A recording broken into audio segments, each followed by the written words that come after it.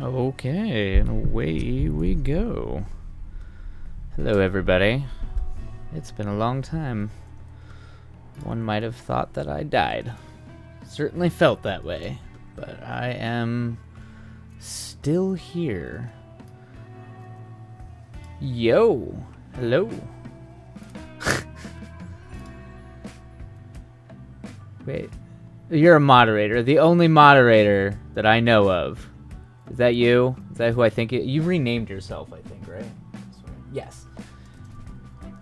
Yeah, there we go. There we go. It was like, I remember you telling me that you renamed yourself. For a minute there, I was like, who? What mod are you? Who are you? Yes, yes, yes, you did mention it. You did mention it, and like I always do, I forgot. But, hello. I do always think I'm dying. That's a real thing. It's true. But we're trying not to. But anyway, so I am back, and now that I am back, we're starting a new project, a new film project that hopefully, at least in theory, I would like to be able to take from concept to screenwriting to design to breakdown and actually, if I can, stream segments of filming it, since this film, or at least the one we're going to be working on here, is one I intend to try to make for a very, very, very small amount of money. So, I guess we can just get to it. And tonight, I think, as we get started and try to get back into the flow of things, we'll be researching as well as coming up with ideas for some weird new age stuff, which hopefully will be exciting, since American esoteric traditions are bizarre, to say the least. Sometimes a little questionable. But, ignoring the questionable stuff, it's usually, they're pretty entertaining, like people trying to sleep with dolphins and stuff. But anyway, so let me remember how to even be on the internet again. All right, there we go. All right, let's bring up writing. Bam! Cool. All right. And I, for whatever reason, can't get the timer to work, so there will be. We're just gonna be vibing. We're gonna be going with the flow, I think. No timing. So let's see here. Perfect. All right.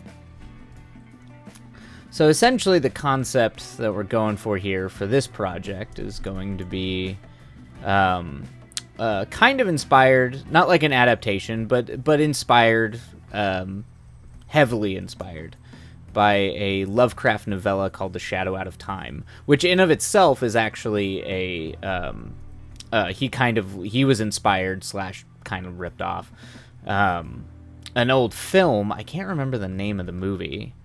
See if I can bring it up here really quick. But it was an old, not a particularly good movie, but it was about like a guy, like a body swap kind of thing, but a guy gets possessed by an alien. And so The Shadow of Time, if you've ever read it, is a story about a guy who kind of collapses and then wakes up from his amnesia, 6 years later. And his like wife left him. Most of his kids don't talk to him anymore. Except for one kid, and he was like this weird genius and was traveling around looking at all these ancient archaeological sites, and then it's kind of him like coming back to trying to figure out what happened to him, and he starts getting these crazy dreams and these nightmares about, remembering ancient alien kind of nonsense. Essentially, the idea is he gets possessed by an alien entity for a short period, which you've seen kind of play out in, kind of a little bit, although I guess it's vague in like K-Pax whether or not he's actually an alien. It's kind of like left to your imagination. So anyway, we're kind of trying to take that concept and make a haunted house movie.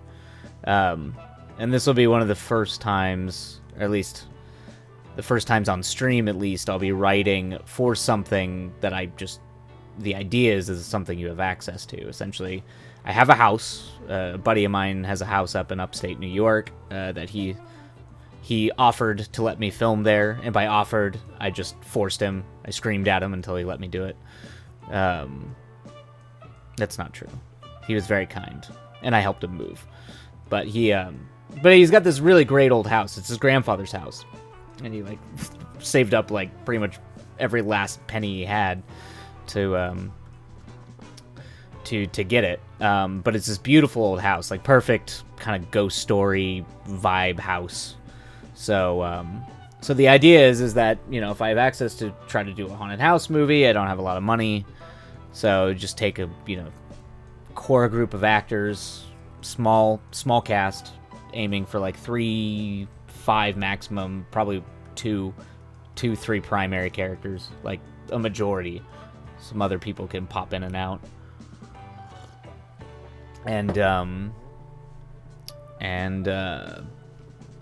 Yeah, so and then like have to keep like any sort of effects, things like that, pretty low. So really, it's kind of fitting for like a kind of ghost story, maybe like alien entity possession kind of thing.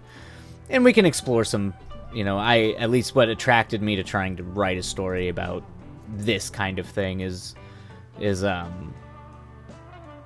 was inspired a little bit by Tar as being a really like interesting take on like a Southern Gothic ghost story, by being really, really like downplaying the genre elements and just really like using the craft and kind of the themes that it's trying to talk about to really let those shine, and not just like really like lean too hard or kind of fetishize the genre elements of it. He just lets it exist.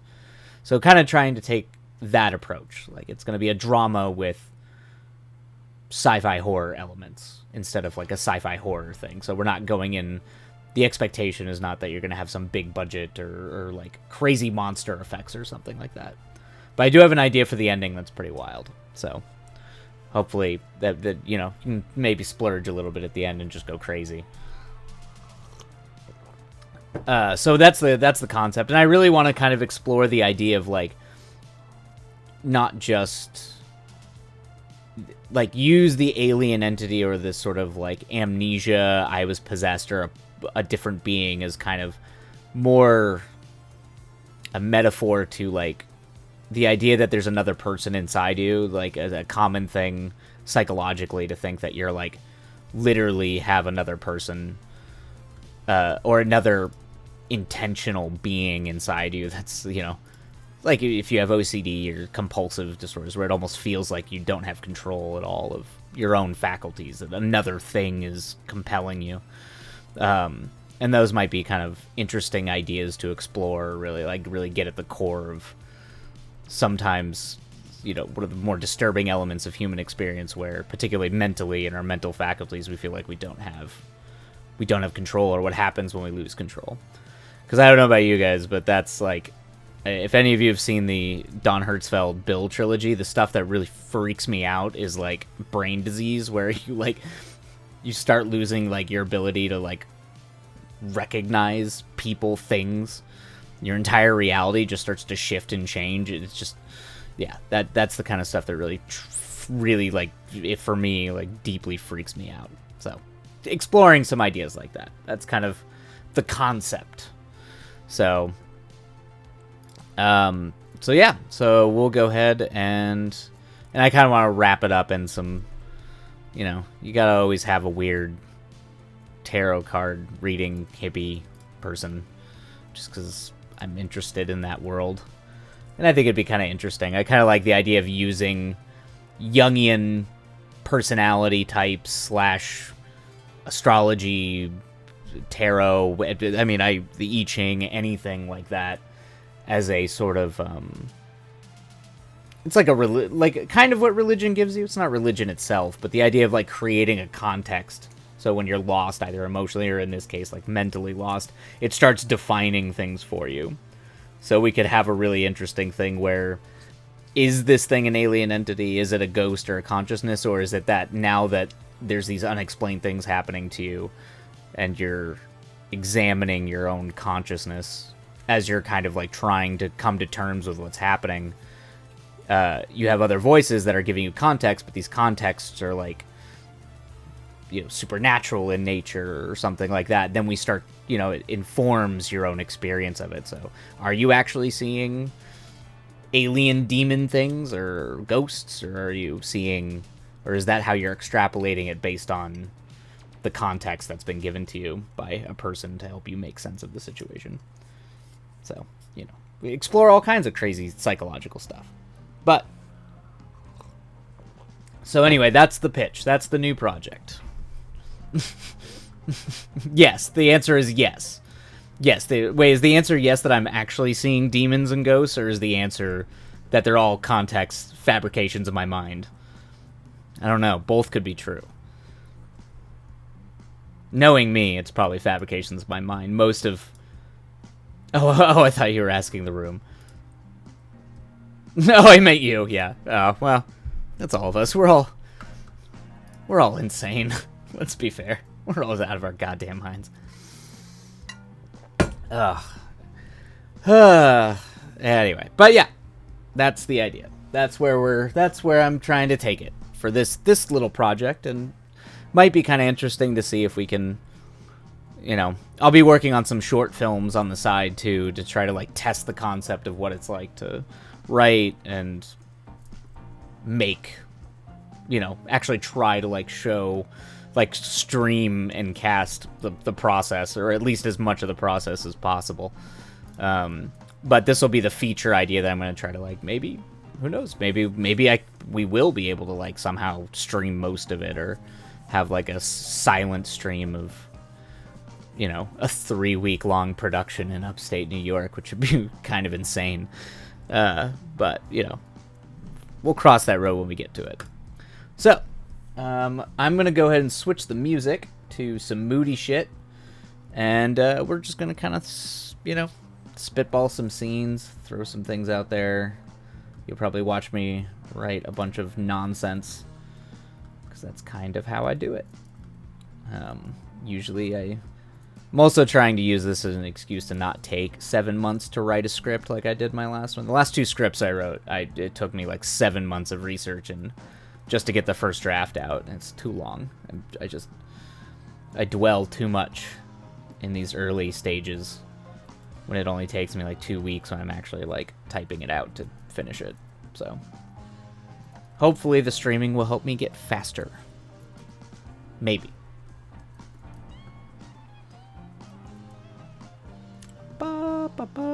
I can't even make sense of it. Okay, drone music. Which is funny. The drone music is the stuff that gets flagged on YouTube when I post these videos on YouTube. None of this stuff does. Just the drone music. There we go. Alright. Spooky time. And sirens. If you can hear the sirens.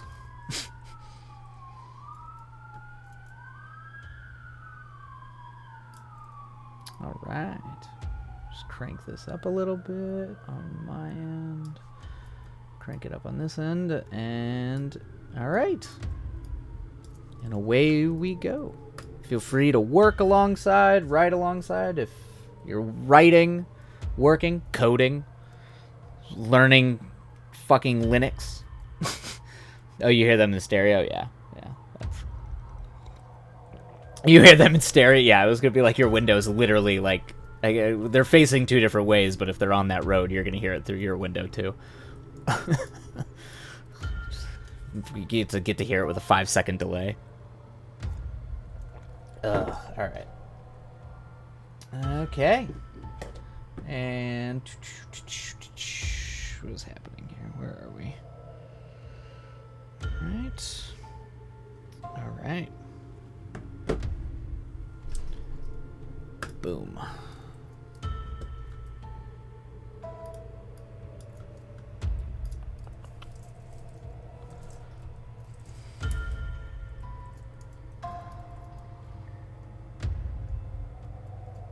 You'll be working on some stuff, probably not testing anything in here, though. Oh, I go for it. I mean, it's an empty... If anything, it's probably just going to be you, unless someone else plops in and at some point.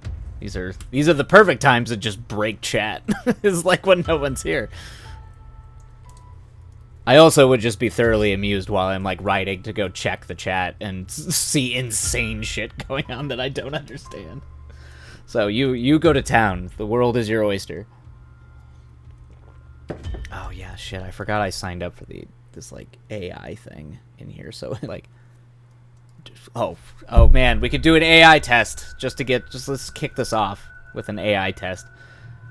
Nothing like that, probably. You keep saying probably, which just makes me hope that you do insane, break some shit. I'm hoping. Now I want to see what happens when you break the chat. But, oh man, I wonder what happens if draft with AI brainstorming ideas. All right. We haven't started yet. Let's see what happens. Brainstorm ideas on Cosmic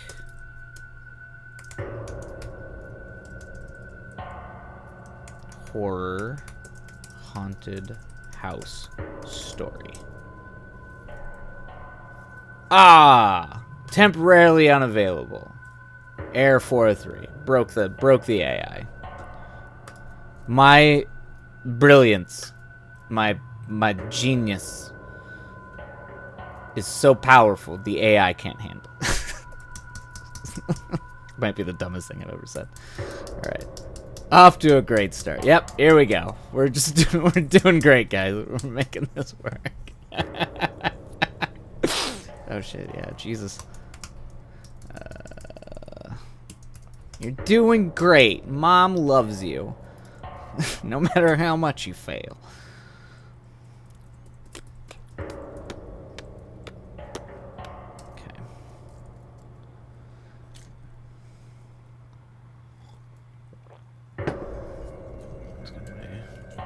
Initial concept over here, which is, I think I kind of like wrote out. You warm him up. Yeah. So I like the idea. I do like this initial opening idea I had. Donate gold star emotes, but pretend I'm giving you one. Cool. The goal is going to be streaming most days this week, so starting tomorrow, I'll see if I can go get a gold star to put on my go like get like a little gold star sticker that they give like kindergartners, like put it on my forehead or something. Oh, then I take it back. or I'll get it at the end of the week. Yeah, see, you gotta be consistently good. You have to do it all day.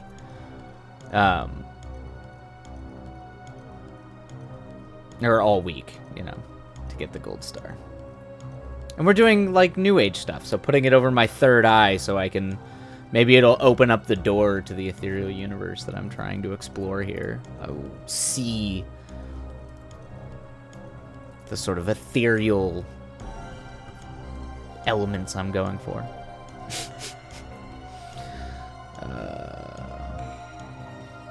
I do like this ending. So. Just don't let me be the one to open it near you.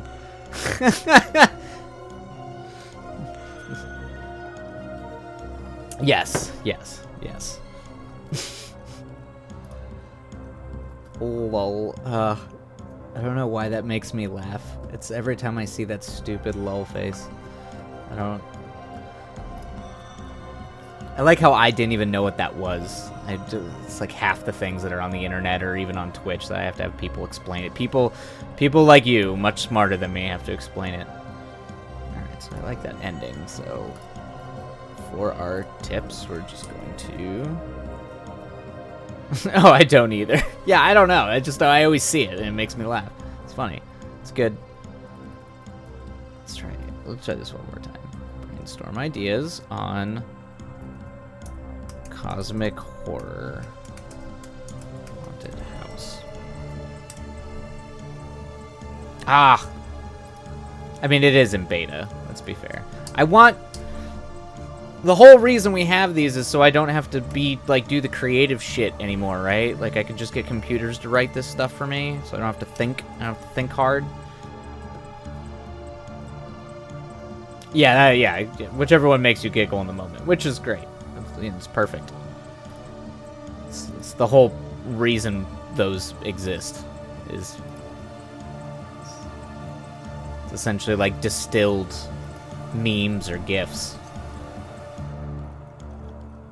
But like tacked on to like like a reaction emoticons. Which is it's like it's the peak, the top of the pyramid of internet bullshit. So yeah, I had this idea about having him obsessed.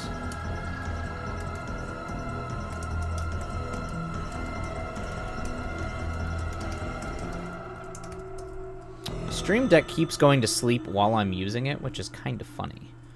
Didn't used to do that. I wonder why it's doing that. It's not that big of a deal, but having him obsessed with this like furnace type thing in the basement of the house. Yeah, I have. What old 1800s furnaces look like? Jesus Christ, that's bright. I like made everything brighter because I write dark stuff, and then it like blows out my.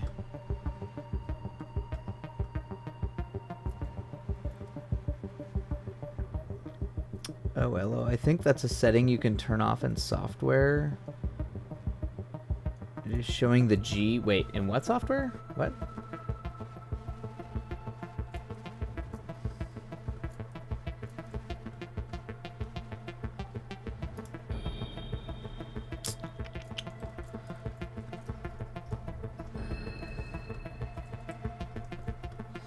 Oh, the Stream Deck. Oh, gotcha. Whether you had the macros. Okay. Oh, I got it. Yeah. Yeah, I might shut that because this I don't mind having it on when I like having it on when I'm not using it, but like when I'm in the middle of streaming, it seems to like really like to go back to sleep really fast. Let's see, old. Let's bring up browser.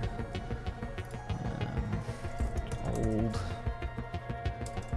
It's like old furnaces.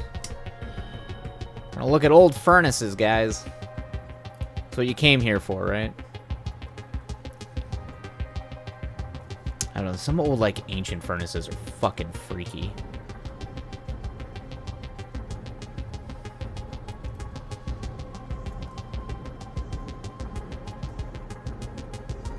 Do I have to set it up now? I do. Oh, yeah. I have it set up now to only do that if my... Oh, yeah. Oh, that's cool. Okay, yeah, maybe I'll just do that. Set it up to do that.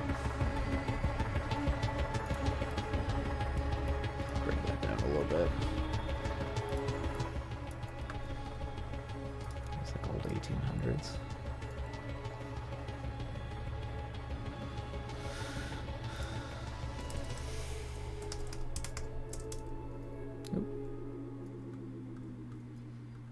Mostly just want a giant furnace I can fit a person in. Because I want him to get in the furnace. Person.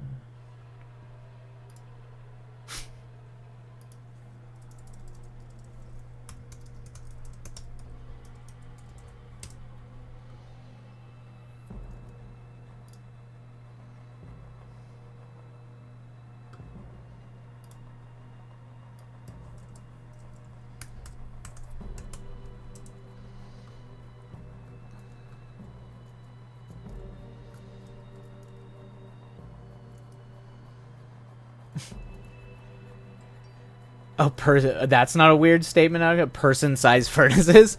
It's it might be incriminating. That's the beautiful thing about anytime if you're writing. Like if the feds were ever watching your Google history, they would think you were murdering somebody or like, yeah. Oh wow, these are like old school. Yeah, like these. That is a stone furnace, sir. That is not a fucking iron furnace.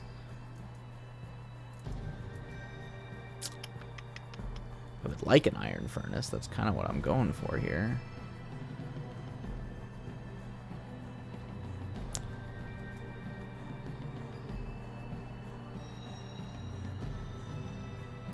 Why do they call that an iron furnace? Unless there's iron inside. It's made of stone.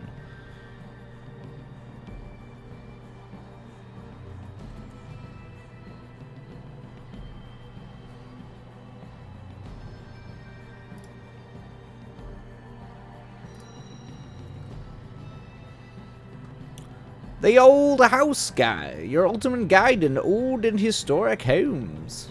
That's pretty cool. Oh, yeah, it's iron. Oh, that makes sense, yeah. It's probably designed to actually melt iron. Yeah. 1941 Octopus Furnace. Ooh, it's from the 40s. Cool.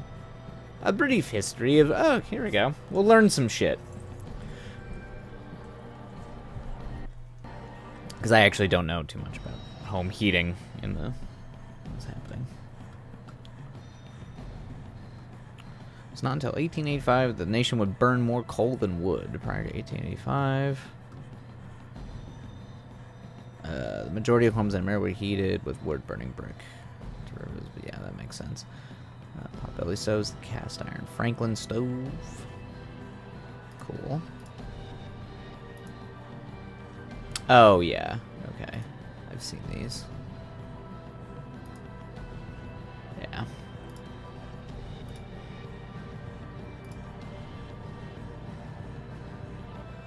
Of course you can. Of all the fucking people, of course you're one of the people who go on a tangent about in-home heating. You'll learn all about in-home heating after the stream. Yep. This is of course you would. You and your in-home tech and city or city planning.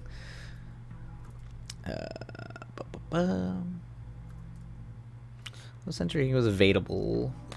Many houses did not have central heating until later. Life with the 1940. What is... Okay, this is a Hess furnace. That's pretty cool. 1887. Coal burning hot air. I get very bored incredibly quickly. Yep. And luckily, you learn quite a bit about it. All right, so 1887 Hess furnace.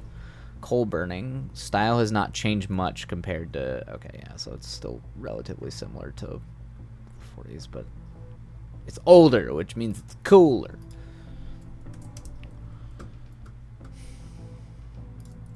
Have any pictures of one? They only have the... It's a Max Hess high res.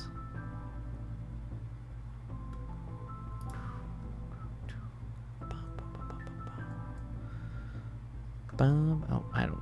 It's just photo bullshit. All right.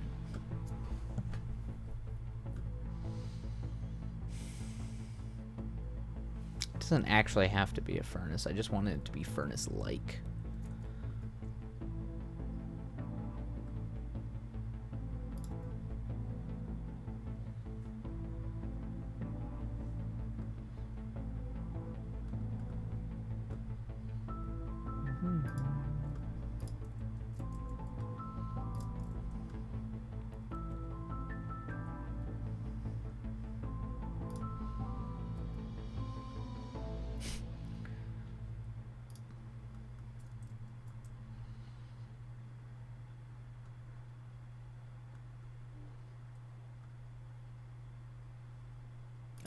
God, go away.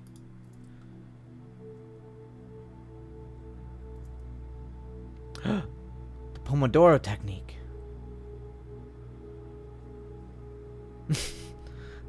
Like, yeah, hopefully most of those should, in theory, still work. I hope they do, at least.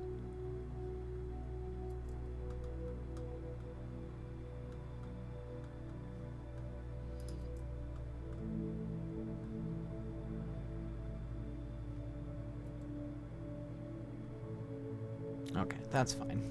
We can come back to this. All right. We can come back. We'll come back to that. All right. So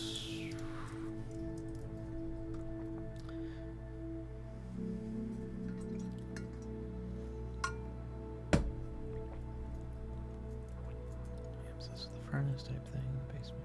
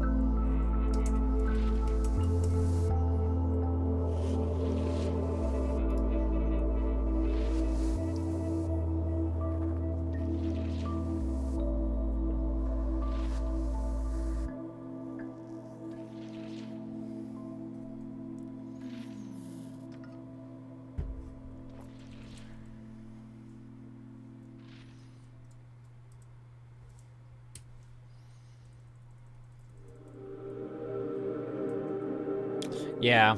Yeah, I was getting a little bit of the... Some of these, I think I was just, like, slamming as many of these as I possibly could. Just to try to pad the time. And some of these do have, like, old retro video game vibes to them, like Earthbound and a lot of that.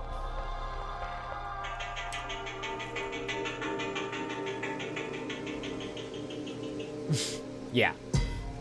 Yeah, there are definitely some that... Yeah, it's like... It all is video game music, practically.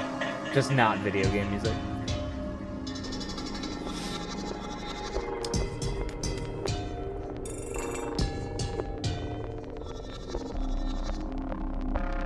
It's like the thick-headed ideas flowing around in my brain, ricocheting off of different chimes and bells.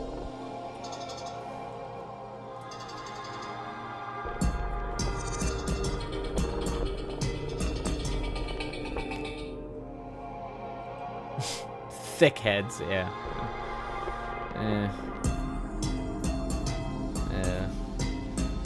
They exist. Fuck a kappa.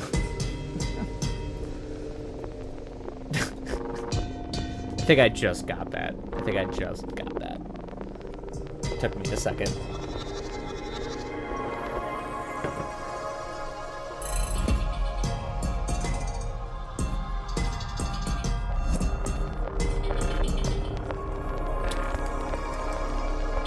Yeah. Yes, nor should you be. Nobody should be surprised by that.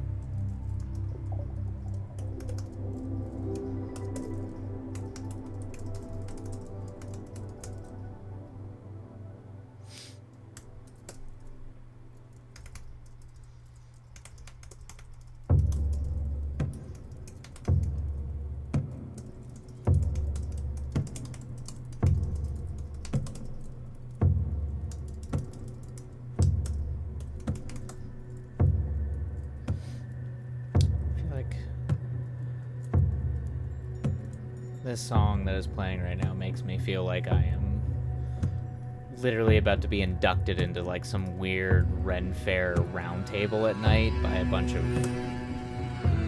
fantasy carnies. Like I'm literally about to get in, like, brought into some weird, like, sex cult.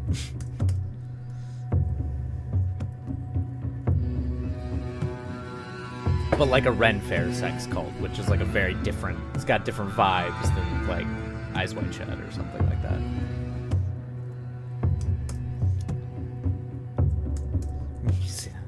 I would say, oh my god, that could be a movie, until I realized that George Romero literally made that movie. It's called Night Riders. I think it was called Night Riders. It's essentially like motorcycle Ren Fair people, but it's just about them trying to always fuck over the man. But it's got Ed Harris, young Ed Harris. This is actually a really good movie. It's campy and kind of silly and goony in the George Romero way, but it's a legitimately good film.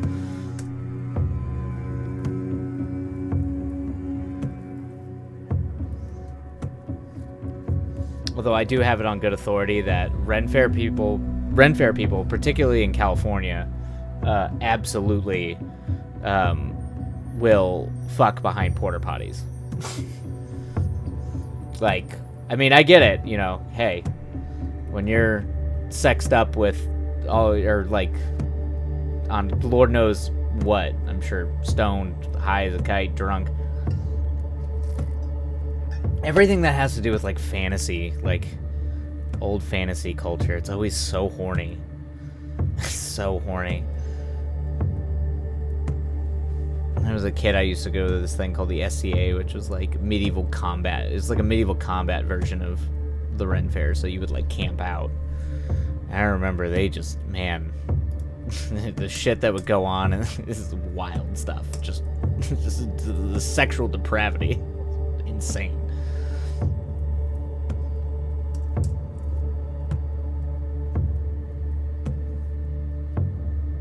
You don't know what you'd do in a that you would do it in a porta potty. I mean, I don't think I could. I literally don't, and I don't think they were in the porta potty. I think they were behind it, because if I remember correctly, I heard it from a person who was in the porta potty, and it was clearly going on the other side of the porta potty, like on the outside. So I don't think they were actually in it. I think they were behind it. It's just, you know, I don't think I'd bone by the porta potties either. That's a first class ticket to Pink Eye. Oh yeah. I mean, that's I was like, that's a first class ticket to a lot of things. There's already a lot of stuff going on there, let alone adding an entire weekend worth of turkey legs and booze being deposited in those places. It doesn't sound good. Nothing about that is good.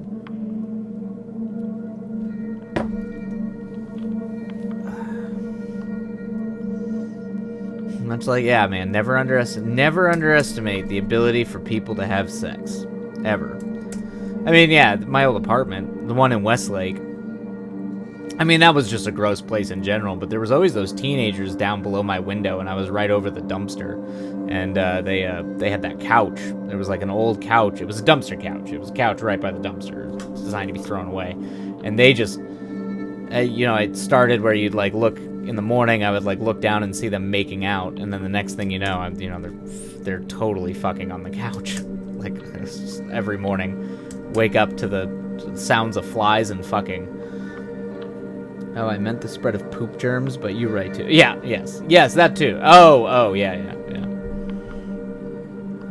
I mean, that's part of life. It's the fertilization of life. It's got to move. Yeah, that was the Westlake apartment. Yeah, because remember, my kitchen window was right over. It was right over the dumpster on the back side of the building. So that's why I always got to see the gang fights going on in the alley, or like where, you know, the drug deal's gone wrong. We're always in that back alley, and I had like a first class.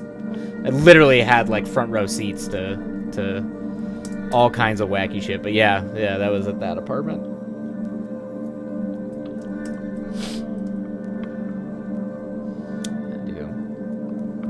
Yes, yeah, because they did cuddle on it a lot, and it definitely did not begin and end with cuddling. That's for sure. Or it began and ended with cuddling, but what happened in between is a lot more than that. Oh. Oh. For a second, I thought that music was gonna go from like moody scene music to like all of a sudden dropping a beat and going into like some techno, like some trance shit. I was like, oh, what's happening?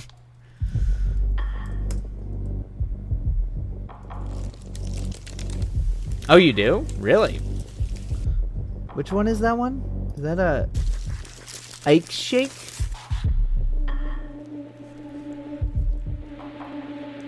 Oh, that's weird. It's like a... What is that, like a dog? I mean, it's a funny emoji, or an emote, but like... It's from another streamer? Okay. I was like, it looks like... I can't tell if that looks like a dog or what that's supposed to be.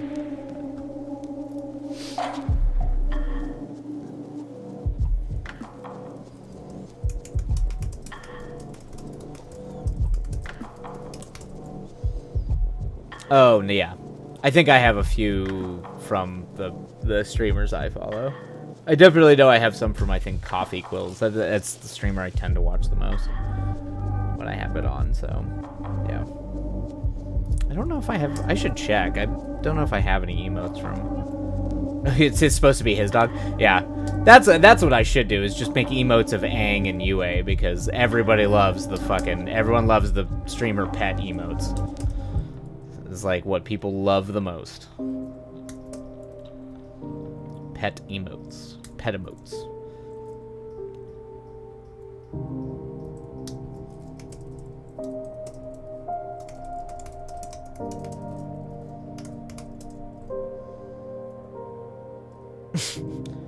You mean freaking out and constantly... I mean, it could be both of them. I mean, that's what Yue does. To me, she just, yeah. And called Scream, yeah. Because both my cats scream. They're old, cranky, screaming cats. Or just scream, yeah. Screaming, yeah. Got me. Screaming got me. Or screaming, yeah, just screaming.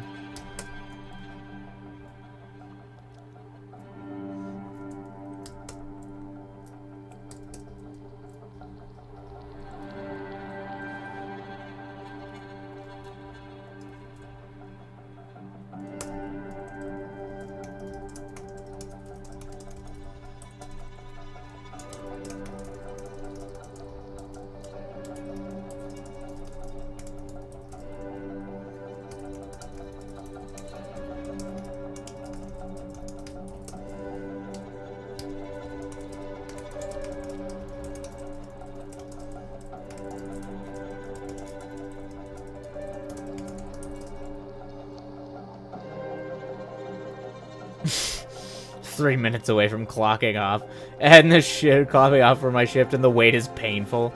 Ugh. Yeah, I can only fucking imagine that shit.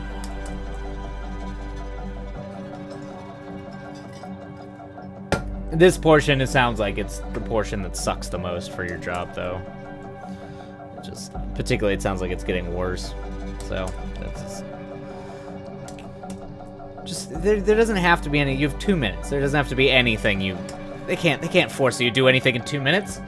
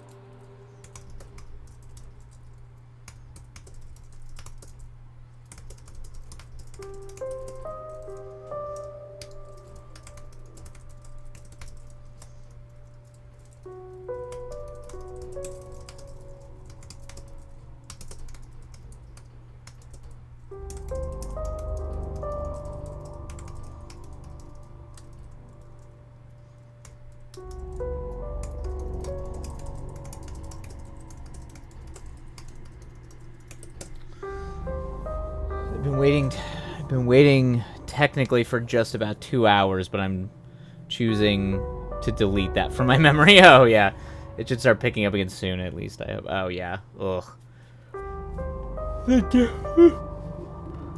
Oh god, the downtime where you have to be like present but not doing anything just sounds like that just sounds like the worst. That would make me nuts. That just sounds awful. Where it's like you can't like totally check out, but you have to be present, but you're not like needed.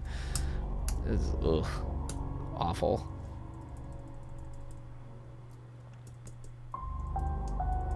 All right.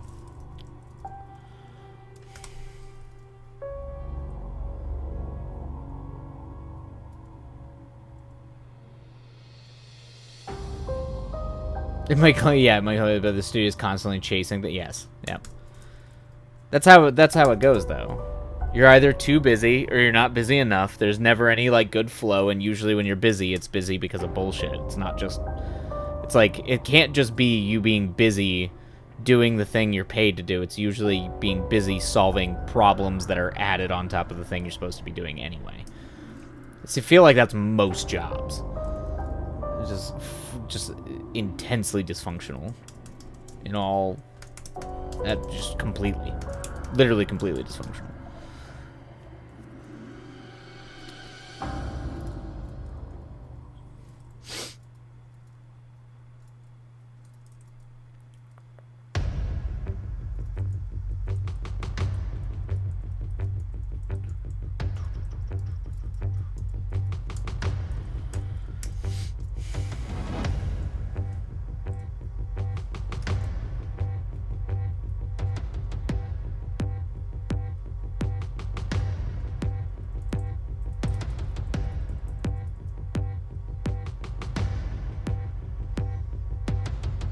So I was the one chasing. Yeah, exactly.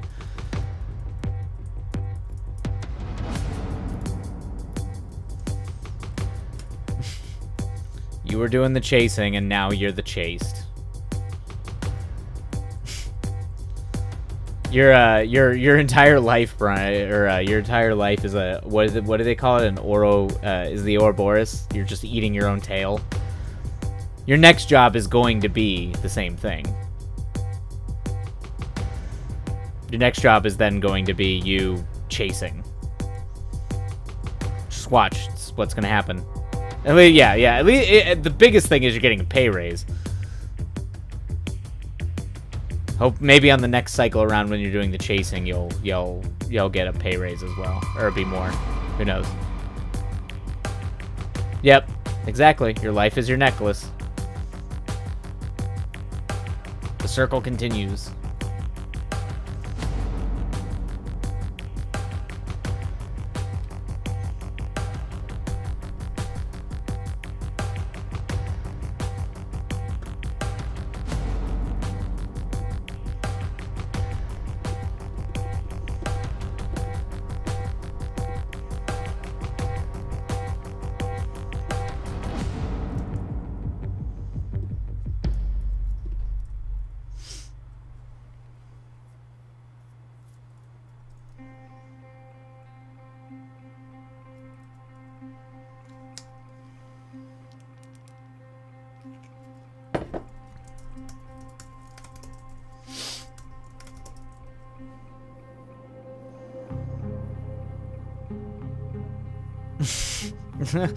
Thanks, yeah. Well, it's fine. I'm actually shocked UA hasn't come up and tried to assault me yet, but I'm sure he will.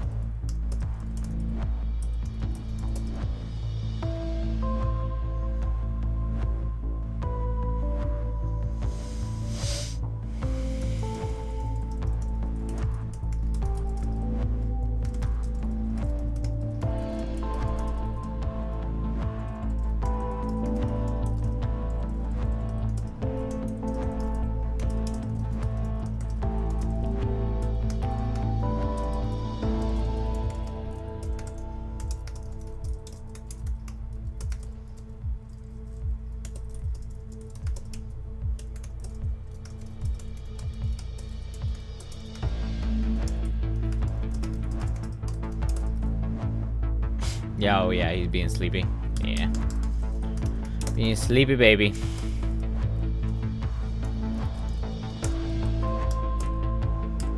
See, he's fine.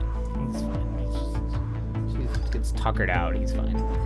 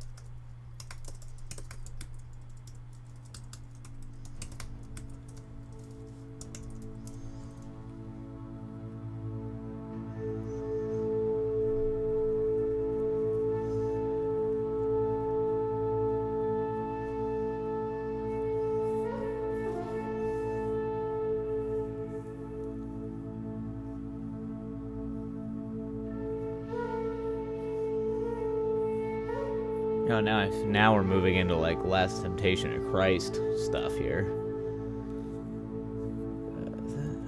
Is that Bryan Adams? No. Is it Bryan Adams? No, it's not Bryan Adams.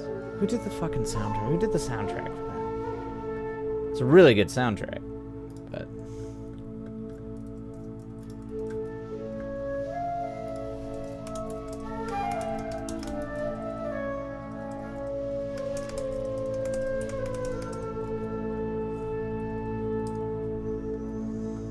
Oh, the soundtrack. It's Peter Gabriel. Yeah, not Bryan Adams. It's two crazy different people. Yeah. Peter Gabriel. Oh, who did the soundtrack for The Last Temptation of Christ? Because music is very, like, Last Temptation of Christ. This might actually fit tonally what I'm... Yeah, Peter Gabriel rocks. Particularly if I'm trying to go into a sort of, like, new agey space a little bit on this project. It might actually be a good idea to, like, listen to some of his other, like, some of his more new agey world beat, like, 90s stuff.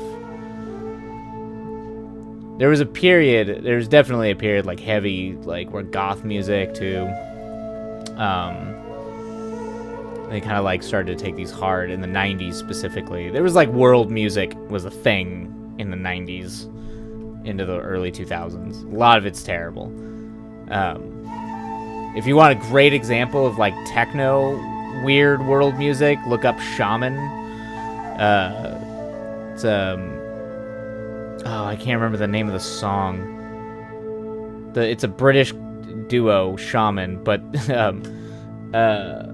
oh shit, what's his name? Jason Statham is in the music video, and it's like one of the I don't know if it was like one of the first acting gigs he ever got, but he's just in like a loincloth, fucking dancing, greased up, naked all over, and I'm pretty sure it's like a leopard print loincloth. It's insane.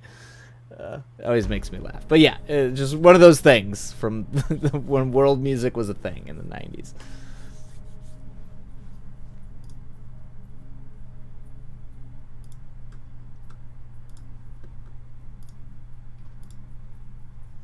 Yeah.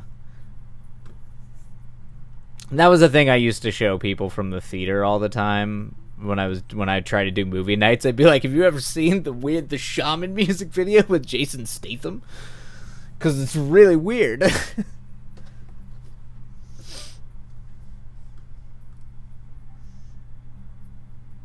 Oh yeah, look, I mean, I'm sure, yeah, it's, where is it? The music is super just, ugh.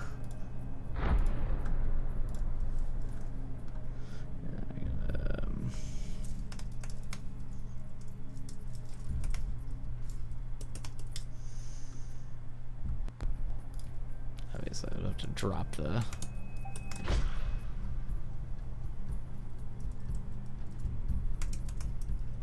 Yeah, Shaman Jason say the music video.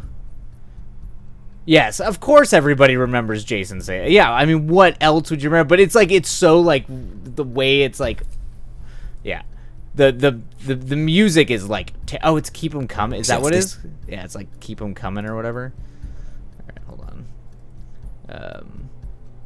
Obviously, I probably can't really.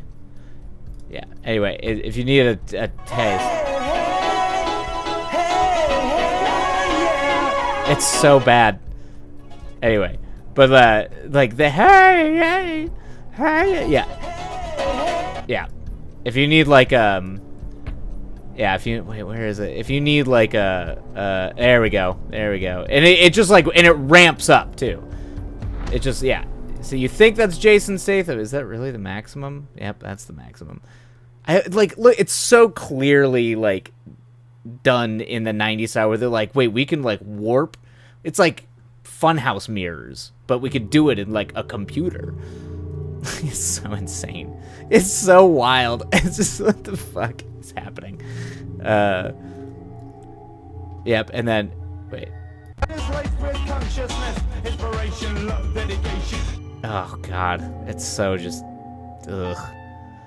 Where do they go? They like even oh yeah, this is when it like ramps up. It gets kaleidoscopic. It's just a ton of Jason Statham. This is like a terrible quality video too. This is like awful. Is this really the only one they have? Do they? Oh, there we go. They just. There you go. Yeah, there you go. All right. There you go. So you can at least recognize them there. They're just like, oh, we're just gonna have you do a weird dance. You're just doing your weird dance, and then it gets. it's fucking, what is happening? Yeah, that's my favorite. The planet. Like watching the ocean scene where they have, it's like watching the, oh god, the ocean. Yeah, it's like, it's the exact same technology as that. The exact same tech. Except for that was the most expensive show ever made. And they did that. Ugh. Oh my god. Ugh. Don't get me ranting about the, just literally miniaturizing Galadriel in that show. So insane. Anyway, well. Just in case you needed to... I think they're doing, like, digital warp things. It's not actually how the video is. I think they're doing it to, like, bypass copyright. But, like, did someone, like... Oh, is that, like, a live performance? Please tell me they just actually show Jason Statham in the live performance, because that would be really funny, too. Yeah, at least they cut little tidbits in there. Anyway. To be fair, we probably don't need a high-res... rendition of that music video, like a 4K rendition of that music video. I think the world might be better off without that. I'm not sure. Or maybe not. Maybe I'm crazy. Maybe that's exactly what we need for world peace.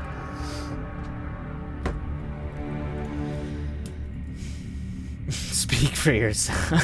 Yeah. It's like, no, this is absolutely what we need.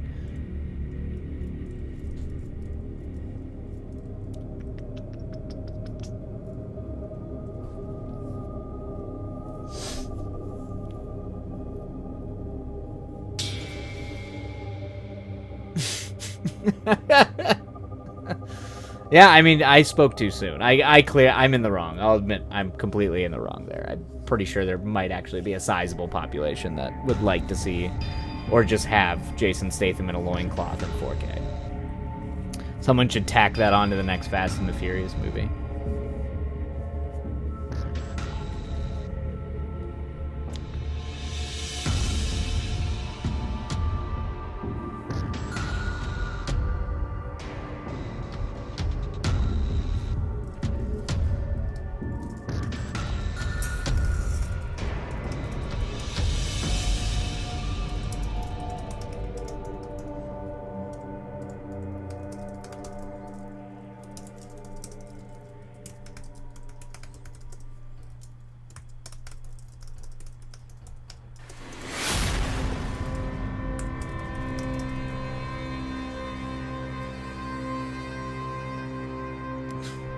Yeah.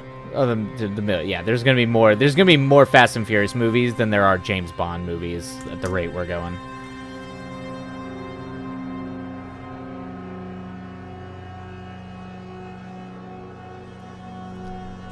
In a way, I mean, Vin Diesel's there, and some people keep coming back to life / being in it.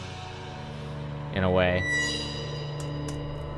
Just wait until they actually do try to bring back Paul Walker by, like, doing all this, like, AI deep fake shit. Just, it'll happen. The studios own the likeness. They can totally do it. They can absolutely do it. And I bet you after a certain point, people are gonna, like, want to see that for some reason. Gets to be a point where we don't even let actors die.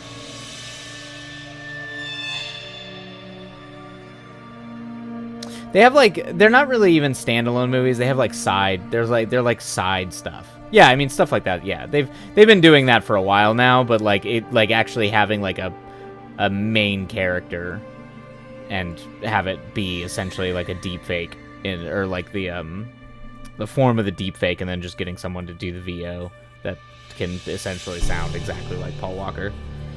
But I wouldn't be shocked. I mean, they did so much of that with Grand Moff Tarkin, and I mean, there was like Leia at the end of Rogue One, but like it was primarily they just did a ton of it with Grand Moff Tarkin in Rogue One, a ton of it. I still didn't think it looked that good. It still looked wonky to me. I still thought it looked fake as shit. And we'll see what the new Indiana Jones looks like too, because I know a good chunk of that movie is going to be de-aged Harrison Ford. The deepfake videos about Keanu Reeves? I haven't seen no. Well, maybe I've seen clips from them on Reddit. The ones on YouTube. Oh no! What did they do to poor Keanu? Oh God.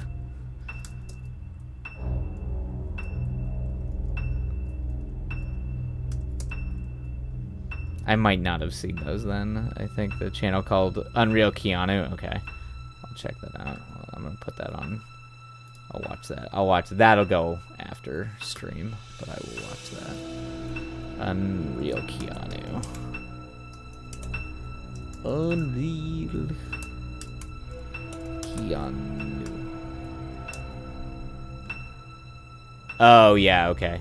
Oh, you know what I wonder if this is similar. I see a lot of dudes popping up there doing this with like Tom Cruise and stuff, where they deepfake like Tom Cruise.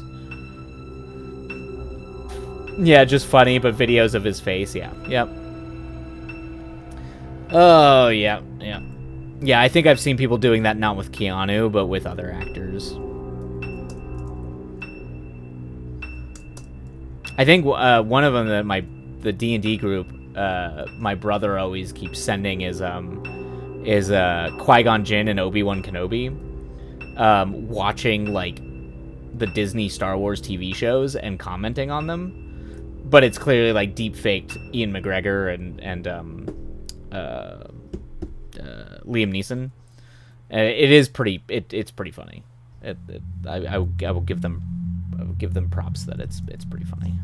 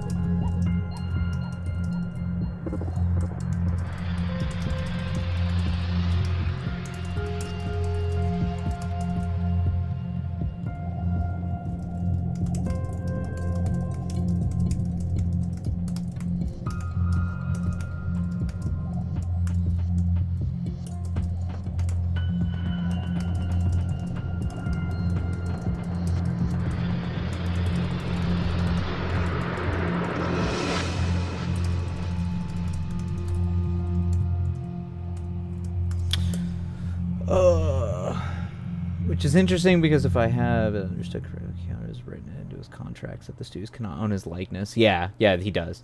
I remember reading. Yes. Yeah, he's one of the very few. Pretty sure the YouTube stuff is just that's the thing. It's not a studio. Yeah, that's which I do wonder how he feels about that. Yeah, because he is very concerned about like that studios being able to use it or do things with. He seems to care more about that than he does like money.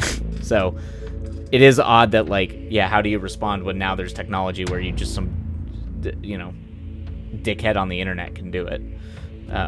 Just because of, but that's everything now. Everything now is we have these weird tools that we can just do anything, and at what point is any of it okay? And we don't know. No one.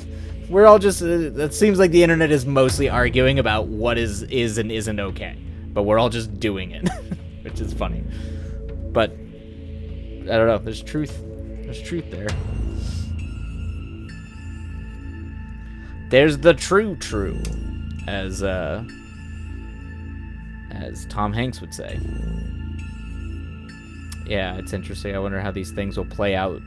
Play out though as they start becoming more mainstream. Yeah, I mean, we're already seeing it now with the AI art. I mean, I hadn't told you, hadn't talked to you outside of this yet, but almost all the independent publishing houses now, like Chaosium and the Miskatonic Repository has banned the use of AI art. I don't know if DM's Guild has done it yet for D&D content, but like a bunch of the studio sponsored. That doesn't mean like you can't use it and publish your own stuff on your own website and just say it's compatible with this stuff. But like if you're publishing it under like Chaosium or publishing it under like Green Ronin and some of these other RPG publishers, they've like flat out just banned AI art at this point. Or at least the two things I published are grandfathered in. Because I published them before they made that call, but yeah, like there's no more after that. So we're already like people are already starting to like draw some lines, and we'll see how long those lines last, what they mean. I think it has to do. I think they're more trying to do it to not alienate the independent artists in their community, and the independent artists are really, really, really upset about it. A lot of them are. So who knows? Who knows? And I do think I'm pretty sure you're gonna start seeing some weird copyright things pop up with that, like because it depends like where they source that art and all that. And I know a lot of people are like, "Hey, it's not ethical that you sourced our art without telling us."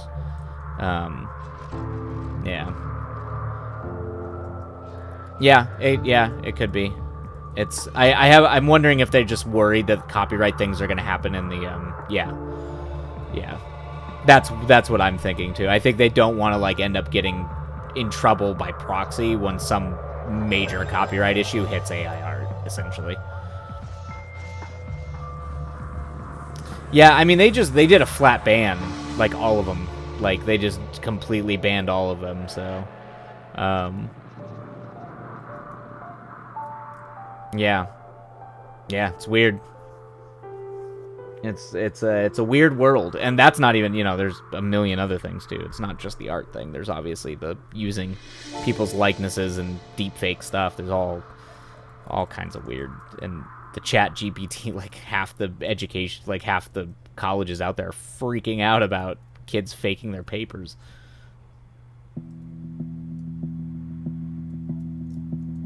Yeah, I'm pretty sure it's a blanket because I do think it's a safety thing. I think because they don't know what I think because they don't know, or nobody seems to know what the copyright is on any of this, or if these tech companies have violated copyright by what they did.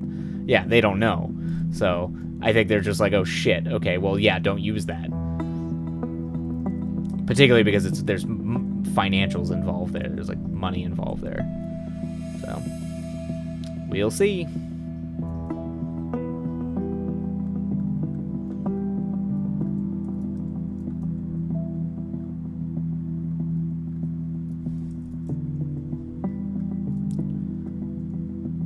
All right.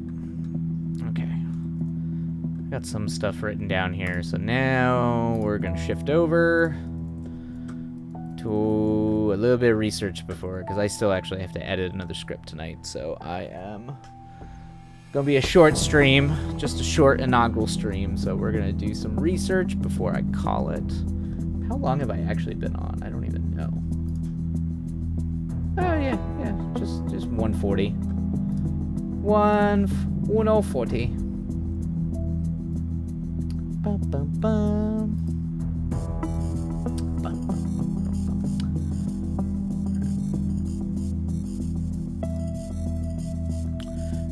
For artists who do create their own work, I can absolutely see how that would be an issue too, especially since you can literally type in artist names and artwork. Yeah, inspo, yeah, but yeah, it's there's so much weird. It's just weird.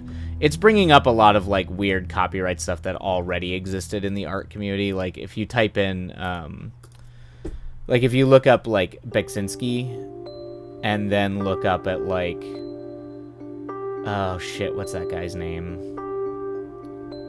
I think his name's Ludowski. He's Polish as well. He's a Polish artist, so he's a Polish surrealist as well. But, like, look at Beksinski, and then look at Ludowski, and I'm just like, Ludowski is just, like, all of his artwork is like, oh, this is exactly what would have happened if you just typed into DALL-E, do this, but Beksinski style. Like, it's straight up the same thing. It's, like, almost the same style. There's, like, some differences to not make it, like, obvious, but it is so abundantly clear that it's, like, that it's Beksinski. It's straight up Beksinski style. So it's, like, should the Beksinski estate go after Ludowski? Like, fuck, I don't know.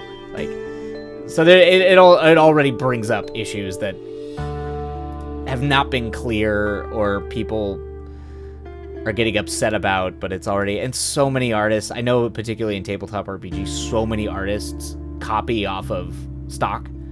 They literally pull stock images and then modify it in, like, you know, because they have quick turnarounds, so they need to do it really fast.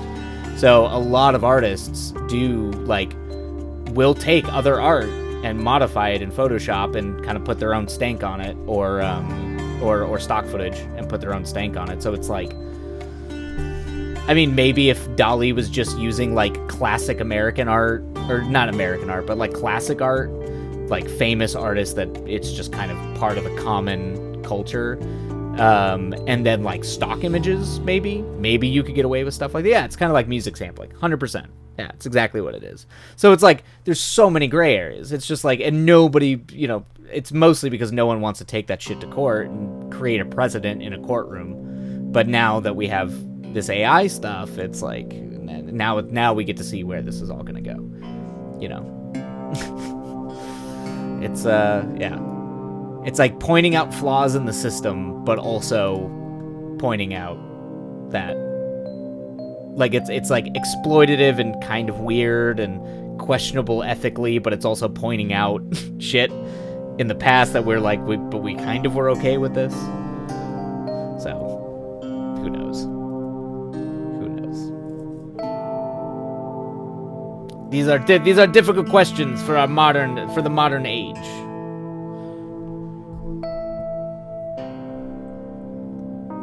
And honestly, if artists weren't so fucking underpaid anyway, it probably, you know, I'm sure some people would be doing it just for ego, ownership, IP nonsense. But I think if so many artists weren't struggling in general, it wouldn't be that much of an issue. I think people are making their money on their art.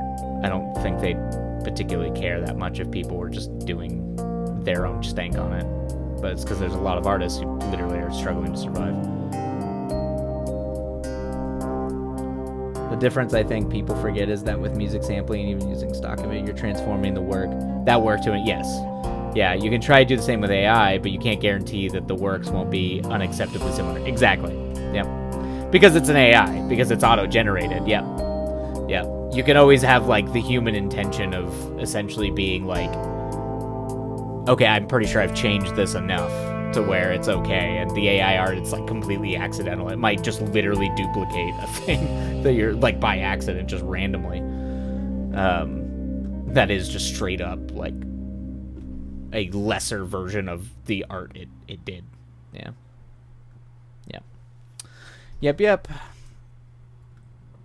All right. Most people also don't know the actual syntax you should speak to the AI either. Yeah. Well, yeah, because we still haven't grown accustomed to talking to computers. You know, we watch a lot of sci-fi, but we still, you know, we haven't quite figured it out yet. Shit, I haven't figured it out yet. You'd ask me how to talk to a computer, and I'd probably just shout random words until I thought it understood what I was saying. Which can lead to replications that are way too similar, yeah. Yep. This exact thing. Yeah, that's what I would do. But that's because I'm an asshole and a troll. I just... Bulines! Just scream. What's the opening line of Jabberwock? It's like, just say fake words. Just weird little linguistic puzzles. All right, let's just do an overview here. Oh, Boolean. Oh. I don't know. I thought that was a nonsense word, but I don't know. You're saying nonsense. I don't know what that is. Boolean. That's computer shit. I don't know computer shit. It took me 2 hours just to make sure half the shit worked before I got on here. Oh, okay. Somebody. Okay. Oh, yeah. All right. Like keyword, key phrase stuff.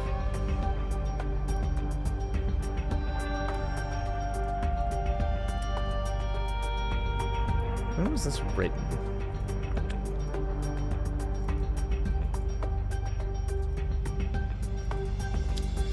Finds the realm.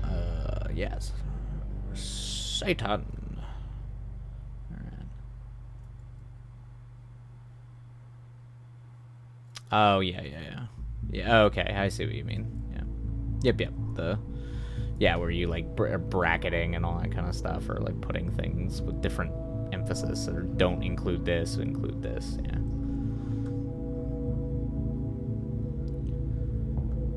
Western esotericism. Yeah, it's funny growing up, as I spent a lot of time reading and researching into, like, Gnosticism and stuff, but it was because I also had a mother who was very, very, very involved with, like, going up to Sedona. And if you people don't know about Sedona, that is where the New Age, that is the mecca of New Age madness. Through the centuries, esoterics developed forms of thought that contrasted with mainstream Christianity. Although some esoteric groups attempt to relocate themselves under the umbrella as practitioners reform mysticism emphasize the personal deity. Yeah, it's the Godhead versus the demiurge. Ultimately relies beyond those opposed to the God of Christianity. In the esoteric cosmos, the universe forms a stages of emanation of the deity. Yes, rather than by an act of his will. Yeah, it depends. There's like a million different cosmologies, particularly even in like Gnostic traditions. There's a ton of them. These emanations produce a series of layers or realms. That's true. Totally. Each successful layer being slightly less spiritual until the lowest level. Yes. Reformation. Yeah, let's jump to the current stuff. Might be worth it to go back and trace its roots back to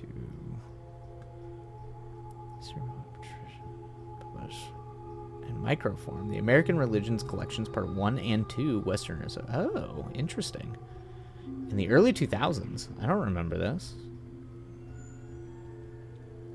From Witchcraft to New Age Serials. The periodicals gathered on Wicca, Neo-Pagan, yeah.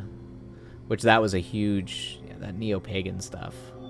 Was like my brother, I was kind of adjacent to some of that stuff as well.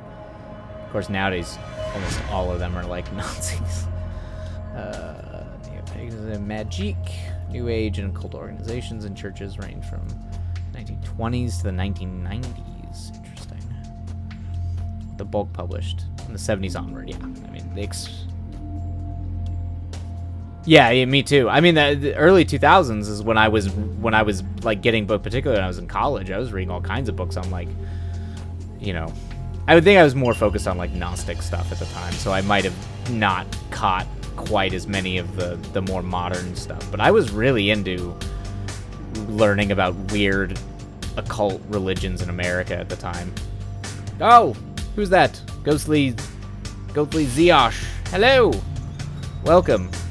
We're just researching some occult and New Age stuff for a script I'm writing, so we're just doing an overview really quick. How's it going?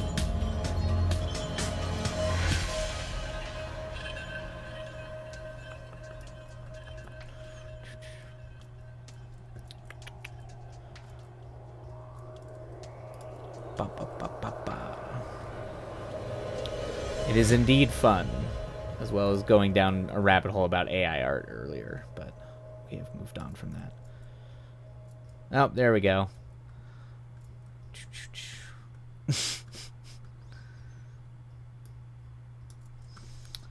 And I am doing well. It's been a long time. I just popped back on Twitch after 6 months, so it's the first sort of breaking back into trying to stream and write in a while, to go do some work stuff for a while. But yeah, are you a writer? Yeah. Yep. Yes. Yes. If anyone cared, they might have thought I was dead. Oh, rad. Cool. What kind of stuff do you write?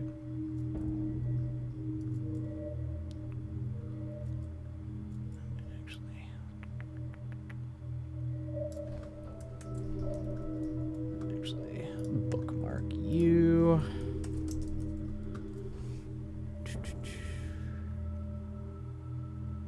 That's on Gale. Where are you? American Religion and Culture Series 1.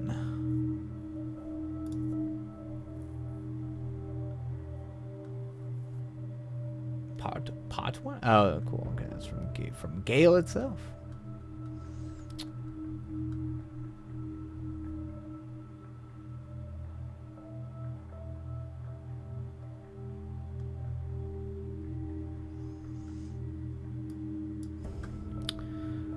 Oh, very cool. Mostly fantasy, whatever else I'm feeling at the moment, but currently working on... Oh, working on a YouTube script? Awesome. What kind of YouTube script? Is it like narrative, or are you doing like analysis?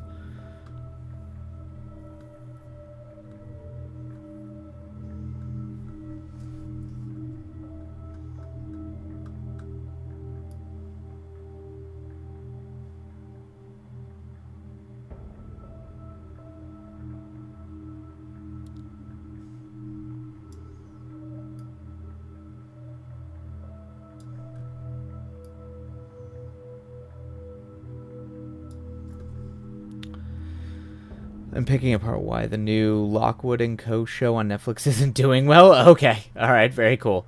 All right, yep. So doing a criticism and analysis then. Very, very cool. Very cool. I don't Lockwood and Co. As someone who absolutely... Oh, interesting. Okay, so you liked it, but like why it's just not picking up with other people?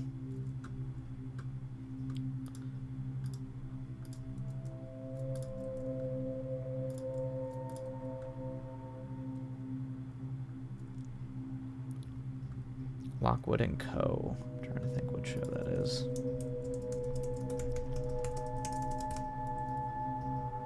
It's a thriller. That's neat.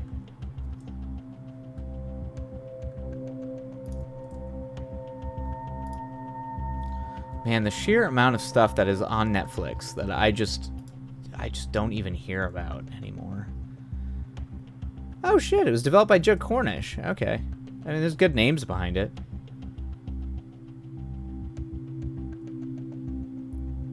Show is amazing, but the internet is sleeping on it for listener. Yeah, I was gonna be like, I absolutely did not hear of it.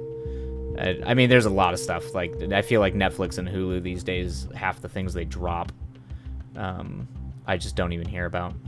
It's based off a book series. Okay, gotcha. Okay. Yeah.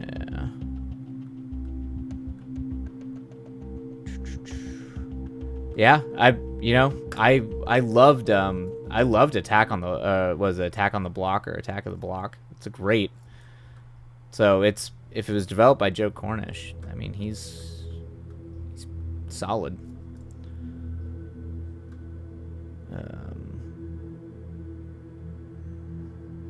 I read the book series. I'm shocked how true. Oh, really? So they didn't change it too much.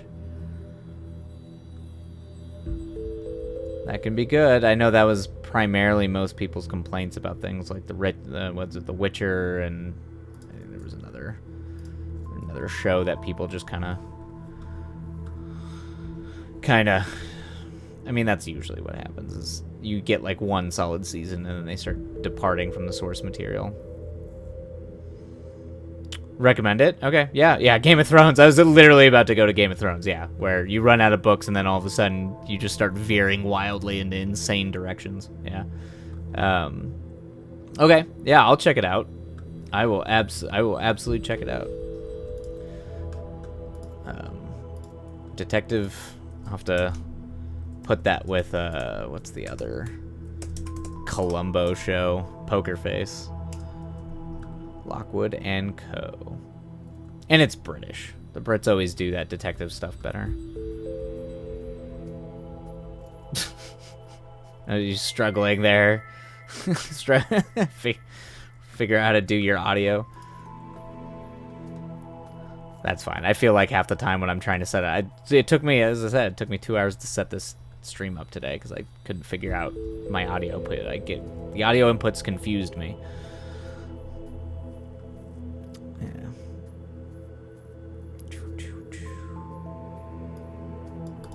Yeah.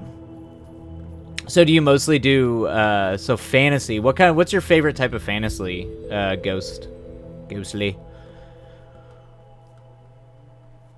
Or that your favorite type of fantasy you like to write, that is.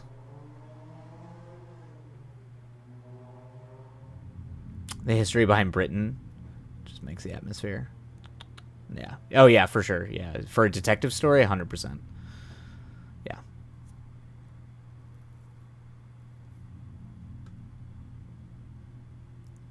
Basically, you can also lead to belief in reincarnation.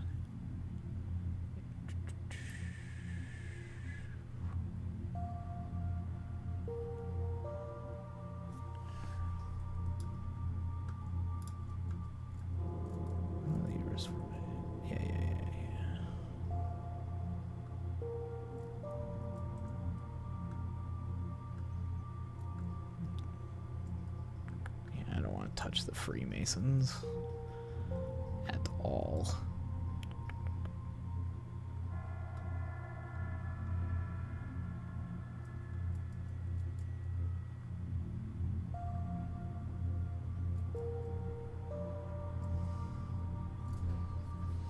I like to think my preferred style is a cross between Howl's Moving Castle and The Princess Bride. Okay, interesting. Oh, with darker undertones? I was gonna be like, yeah, those are pretty light, pretty, like, sincere, very endearing. I mean, yeah, Princess Bride's kind of, it's almost like, it's a deeply, deeply sincere comedy that almost plays on the tropes of fantasy. And then Howl's Moving Castle, too, is kind of, there's a little bit, there's always a little bit of darkness in Miyazaki. So I can see that. It's sappy. It's I don't know. It's sappy, but it's also sincere. It's gonna even if it is sappy, it's so sincere about it. You kind of can't. You can't. I don't know. I can't push back against it too hard for the sappiness.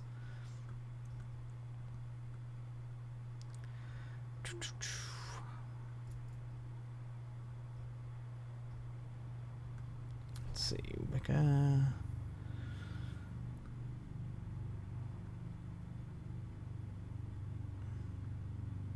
See, this is where I feel like I just need to start reading, like, Osmond Spare, or, like, some of the really, really out there weirdos who are, like, artists and crazy witch people. Oh, the Howl's Moving Castle book. Oh, okay, yeah. I've never read the book. I have only seen the film. Yeah. It's, Frank Howell's, yeah. I mean, Howell's kind of isn't the whole point of that? He's pretty much like a misanthrope, isn't he? Yeah. Oh, it's what made you fall in love with fantasy? Oh, very cool. That is... What about it? Like, what about Howell specifically that, like, hit you? That made, like, a fantasy that, like, hit you so much that it made you fall in love with fantasy as a genre?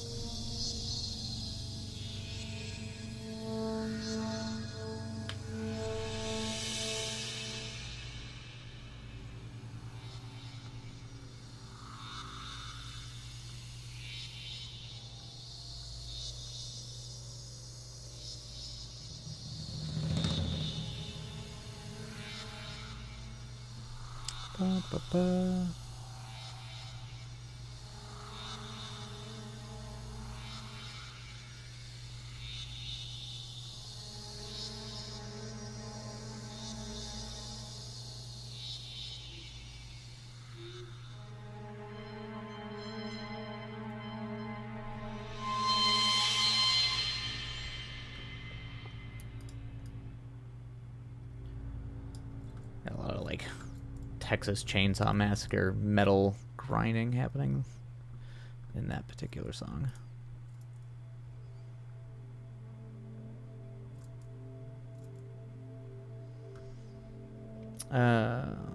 Writer. Oh, my camera died. Or it did a thing. The writer, Diana Wynne Jones, just has a way with words to make the most mundane things that seem possible magical, and the most impossibly magical feel tangible. I don't know how... Oh, cool. I don't know. That's rad. That is... I mean, those are... That's actually... It's funny. I don't know about maybe, like, making the mundane magical, but I kind of had a similar reaction when I first read... Ursula K. Le Guin, her fantasy specifically, because I had been familiar with her science fiction way before I ever read her Earthsea books, and for whatever reason, man, the way she writes those Earthsea books, it just like it actually felt like being in a whole different world. So that's cool. It's always good. That's the sign of a fantastic writer. All right, let me see if I can figure out what's happening with you.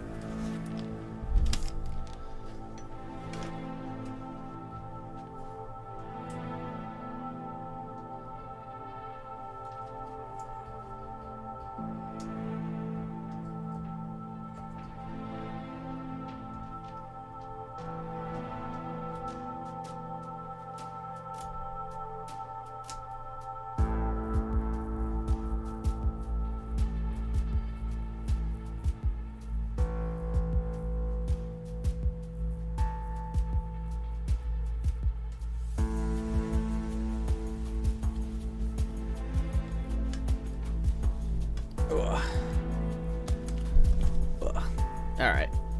Camera's being dumb. I have to go figure out why it's doing that. Oh boy. Alright, well, we're gonna finish off the stream with Sony's logo, apparently. Actually, I can just make that go away.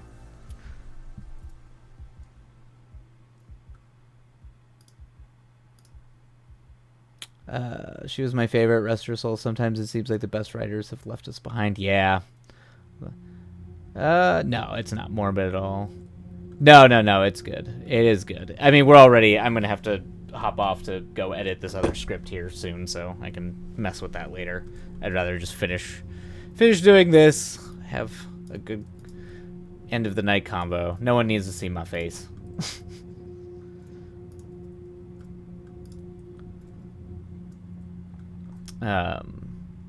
That's not morbid. Yeah, don't apologize. That's not morbid at all. But it does sometimes feel that way.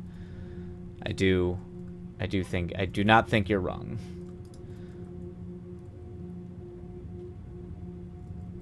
Although I have been reading, I will say I have enjoyed N.K. Jemison's books.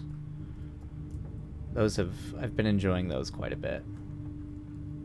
The Broken Earth trilogy, and then the what was it, Dreamland or Dream Moon or Blood Moon Cycle. I read those a while ago, and I remember thinking they were pretty cool. I don't know if they're up there quite with Ursula or anyone like that, but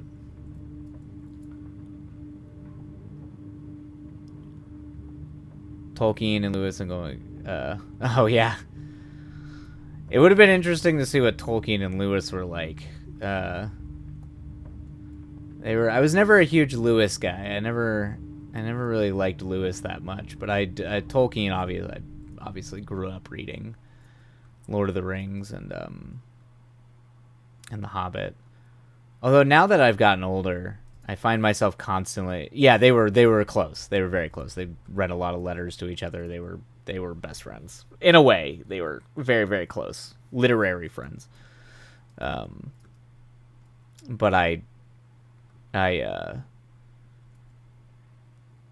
as I've gotten older, the only Tolkien book I keep going back to is the Silmarillion. I don't know. The Silmarillion still hits me in a way that, like, even Lord of the Rings and The Hobbit don't. They call the Inklings. That is adorable. That is super cute. I didn't know that. That's rad. It's also very British. That's very British.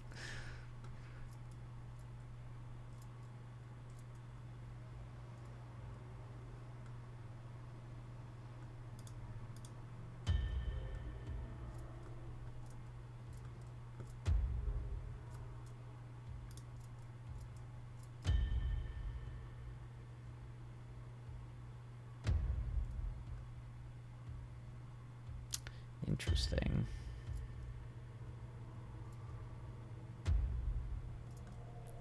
Collection produces entirely as possible. Best interesting.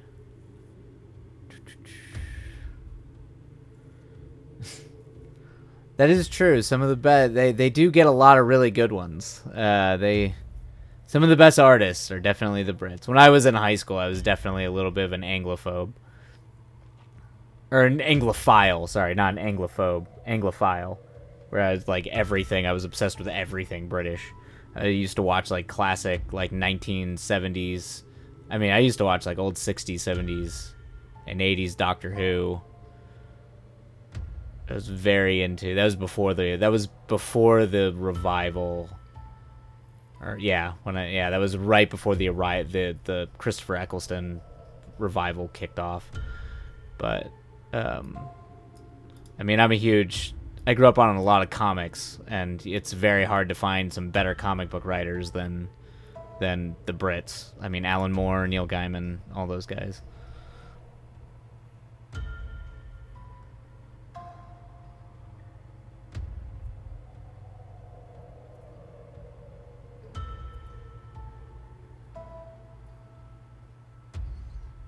Oh man, Merlin! I watched that. I remember watching it. That was like what, a two-parter? It was 2 or 3 parts. Yeah, I watched that with my dad.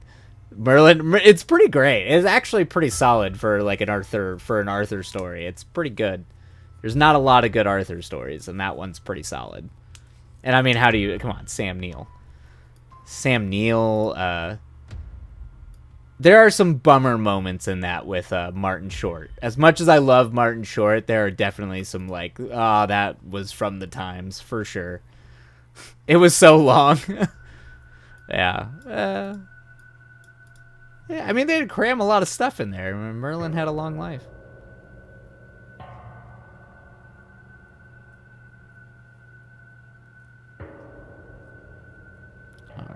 Definitely want to check these out. Oh man, can you imagine reading a periodical called The Druid's Progress? It's like wild.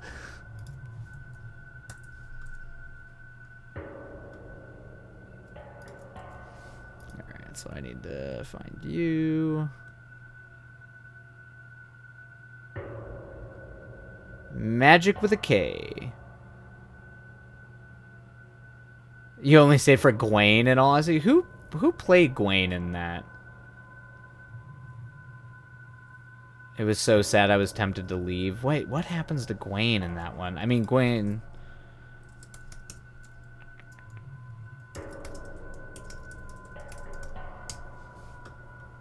You're like really challenging my memory here.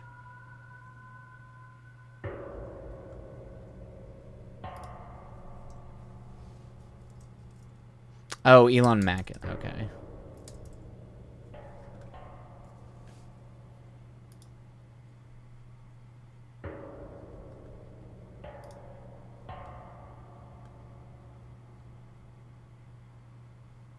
That's right. Wait, what?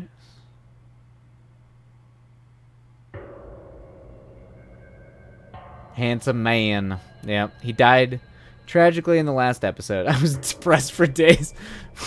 When a beautiful man dies, I am depressed for days. That's fair. I mean, Gwaine is supposed to be like one of the best knights. Oh, whoa! Wait a minute. I think we're talking about 2 totally different Merlin shows. Oh man, I'm about to show my age. Gwaine is the 4th of... Oh, okay, yeah. I have not watched this Merlin show.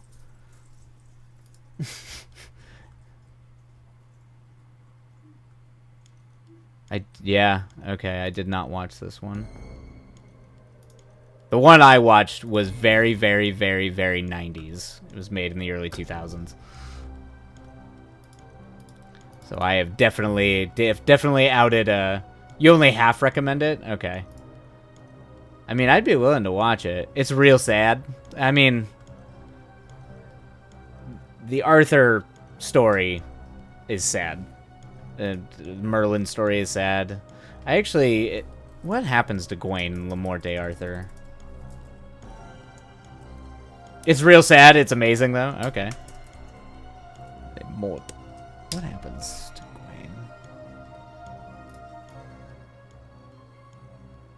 Gwen? But my heart hurts. Oh, no. I don't know. Those are kind of the best shows, though. I don't know. Sometimes I thoroughly enjoy. It's sad, but sometimes you want a little bit of sadness. You need a little bit of sadness, and sometimes that sadness involves the shining, beautiful knights dying. You watched it last year and still think about it? No, that's good art. Then maybe I should check it out. Then that is, I will. You cry.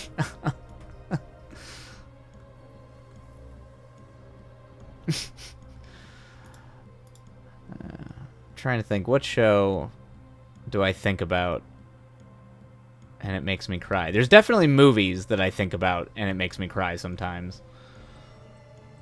But I don't know if there was a show that did that.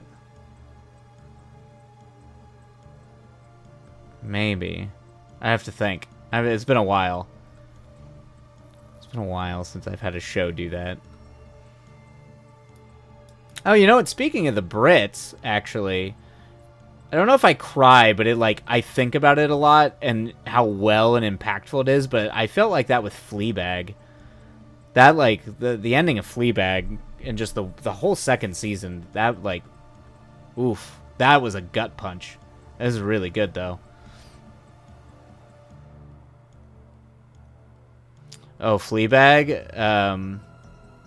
It's very good. It's very irreverent, but it's also, I'm pretty sure it wasn't made on the BBC, but it's a British program made by British people, but I think it's on Amazon. Funny enough, what's her name? Phoebe Bridge, I think. No, it's not Phoebe Bridges. It's all these people that I forget their names.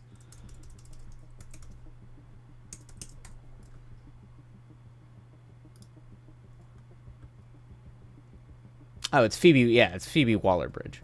There we go. Yeah. Definitely recommend that if you're. It's a comedy drama, but it's also very irreverent. I don't know. It's adult but irreverent. But it's the end of it it packs a punch. Definitely packs a punch. Just extraordinarily well directed and well made too. It's really well done. The use of the fourth wall breaking, it actually does unique things thematically with that, which is usually, taking the sort of Shakespearean soliloquy, monologuing, and the fourth wall breaking that you see in countless movies and television, but actually uses it in a really, really insightful way for the character. And as things start to unravel for the character, it starts to actually affect how that works, how the sort of mechanic, the visual mechanic works, the language of it. It's really good. It's very, very good. Yeah. I will watch the new Merlin, because I actually did not even know that there was a new Merlin show, and I usually try to watch most things that have to do with Arthur, because I was a big Arthur head. If you want some crazy old school psychedelic stuff, you should definitely check out Excalibur. That's 70s psychedelic movies. Helen Mirren is Morgan Le Fay. It's wild. It's a great movie. It's probably the best film adaptation of the Arthurian legend. It came out over 10 years ago. The what is it, Merlin?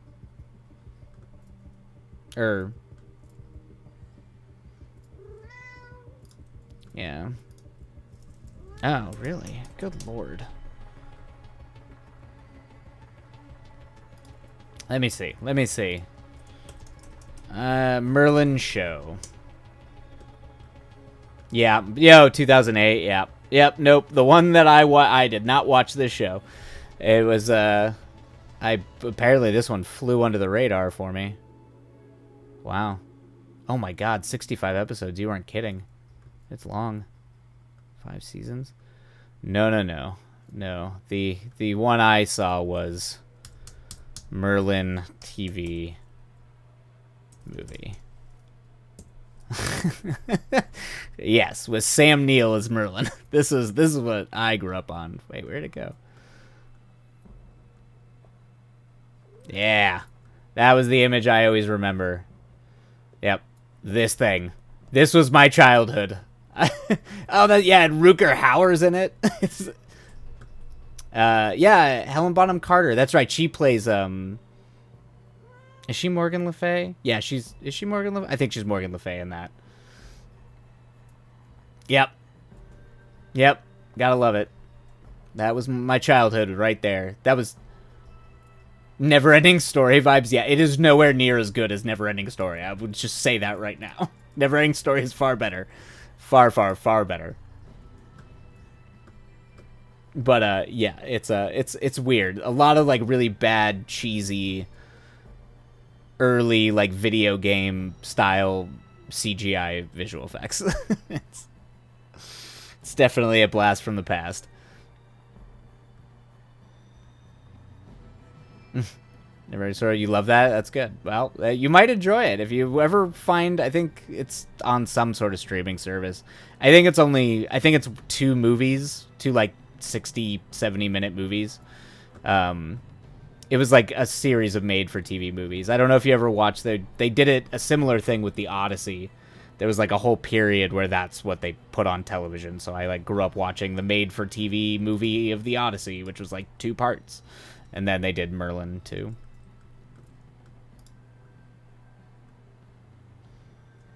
And I always remember the Odyssey one because the guy who plays Zeus is the guy who plays Robert the Bruce in Braveheart.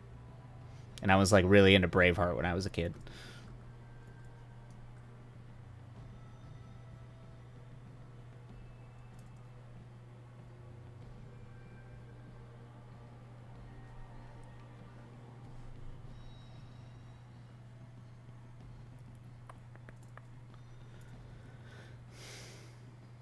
Yeah. Yes. Yeah. James Horner's score in Braveheart is, yeah, legendary. One of the best. Yep. One of the best scores ever, in my opinion. Legendary.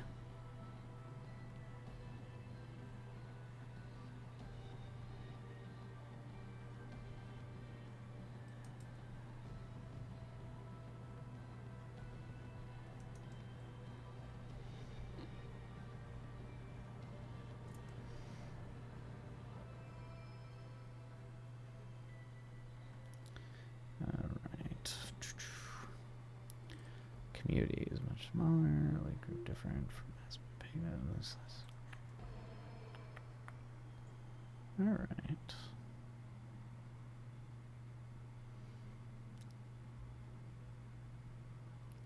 It's been the largest of the ritual magic group since represented by collection. Periodicals. The Oto newsletter published by Grady McMurdy. Is that McMurdy? Wild.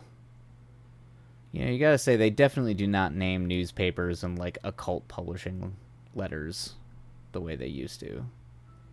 Oto. The Oto newsletter. Meslin. You just, man.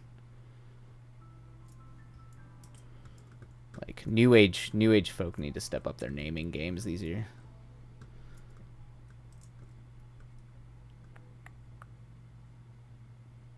Be right back. Alright, see you in a bit.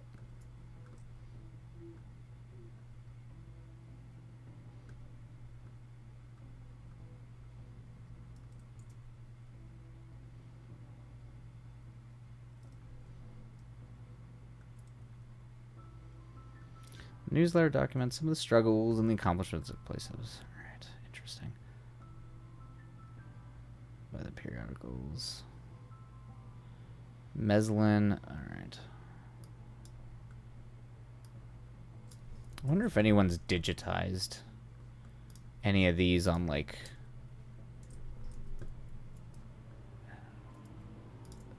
any of these periodicals. I know they said they collected them, but I don't know if they did.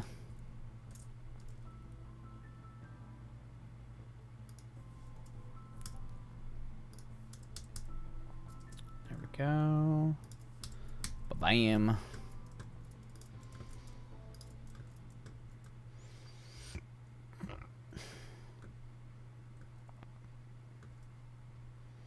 Be noted that Satanism forms the most distinct and separate element of the magical esoteric world.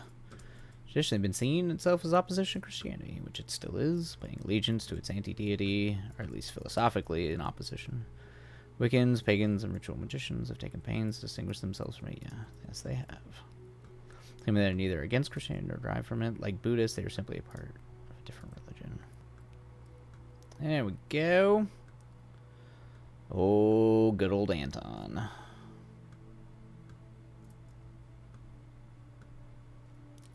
Reinterpreting the whole of Satanism as it emerged in the 18th century. A few periodicals in this collection document Mars. The Scroll of Set. Alright. And now we come to... David Spangler. And hello... Oh, man, these are some names. Oh, there's some great... Jamie Loftus, I think, did a whole thing on American spiritualism. And I think she goes into Helena Blavatsky. And I definitely know they go into that in Behind the Bastards, which I highly recommend to anybody if they're into weird spiritualism movements. If I'm not the only insane weirdo, it's some of the weird occult spiritualist movements of the United States. Helena Blavatsky, there's some wild stories from that. Particularly, I think Helena Blavatsky is the one who goes toe to toe with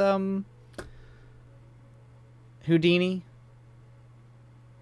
Oh, I was going off about some podcasts I've listened to. Like I think Jamie Loftus does a thing on American spiritualism, and Behind the Bastards did a whole thing on Helena Blavatsky, who are kind of the foundations of the American like New Age movement. But I think I might be wrong, but I think Helena Blavatsky went toe to toe with Houdini. I think she was one of the ones that like Houdini actually like showed up, and like they kept trying to like get around his debunking systems. There's a really good. I'm pretty sure it's Behind the Bastards goes into it. It's either that or maybe it's Behind the Bastards. No, it's not the one they did with the dollop. No, you know what? It might be the dollop. Now that I think about it. Actually, you know what? I think it's the dollop. I don't think it's Behind the Bastards. And I think it is Helena Blavatsky. Anyway, she is a crazy story. Like, just nut stuff. Like, crazy, crazy, crazy stuff. Like, some of the things they would try to pull that it always, like, had to do with, like, putting your hand in between her legs, like just weird, just insane stuff with like ectoplasm. It's nuts. It's wild. It's out there. It's bizarre. It's so bizarre. Like really, really bizarre stuff. Anyway.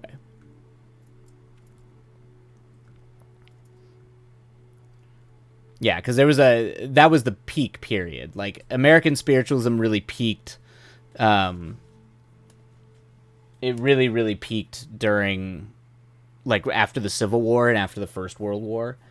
I think, it was definitely like obviously a lot of con artists going around exploiting the fact that like lots of people died. So there were obviously a lot of grieving family members, and it kind of created this whole movement. And that's kind of where it, at least in terms of like the American tradition, that's where a lot of it comes from.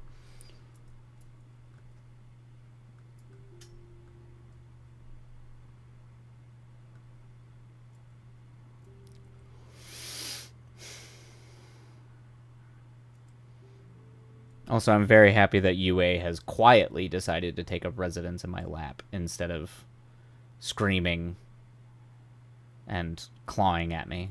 So I'm very thankful that she's just been very gentle and quiet about it.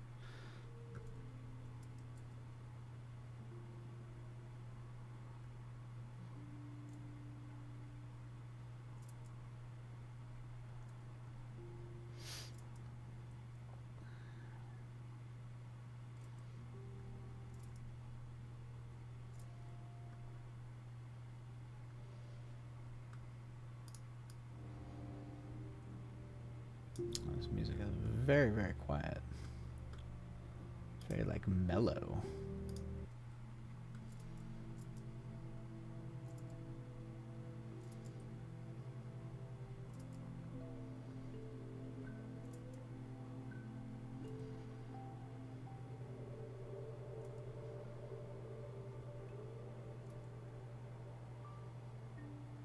Oh, you thought I turned it off? Yeah, no. I try to crank it up during, like, the periods where I'm working. Just to, you know, have it on there, but some of the songs are so quiet. I have to like crank the volume all the way up, I think, to even be able to hear it. Actually, does my volume control affect it? Oh, it does. Interesting. Yeah, see, I'm still figuring out how the audio stuff works. Because it's like, my actual headphone control does control how much you hear, so they're clearly tied. Alright, so if I bring it down, I should probably just...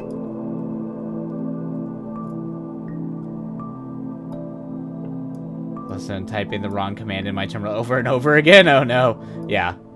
That probably is a good sign that you need sleep. What time is it actually? It's already 9:10. I'm done. I'm walking. I'm over. It's over now. Actually, let me see if I can get the camera back on. I've been noticing there's been power issues with something's finicky in the power cable. Even though probably gonna have to hop off soon because I need to edit that other script tonight, or at least I should try to get it mostly done, and I can't edit that one on stream. Ah! Hold on one moment.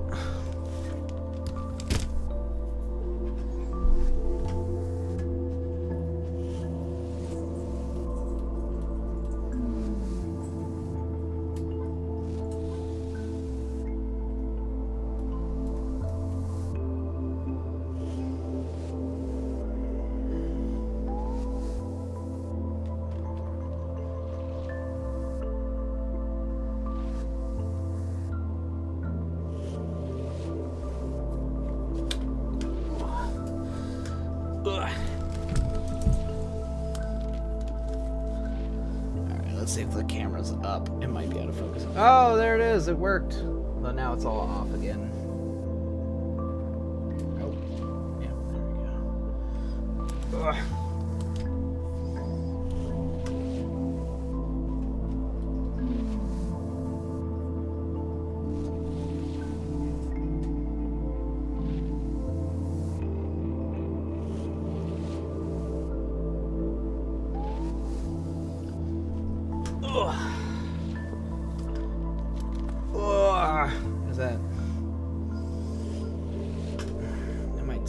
Still too much headroom? I can't even tell. I can't tell. I don't even know what's happening. I haven't even reframed the camera. That's probably too high. I don't know. The director in me is just like, there's so much fucking headroom. Yeah, no, I still saw it. Don't worry. I saw it.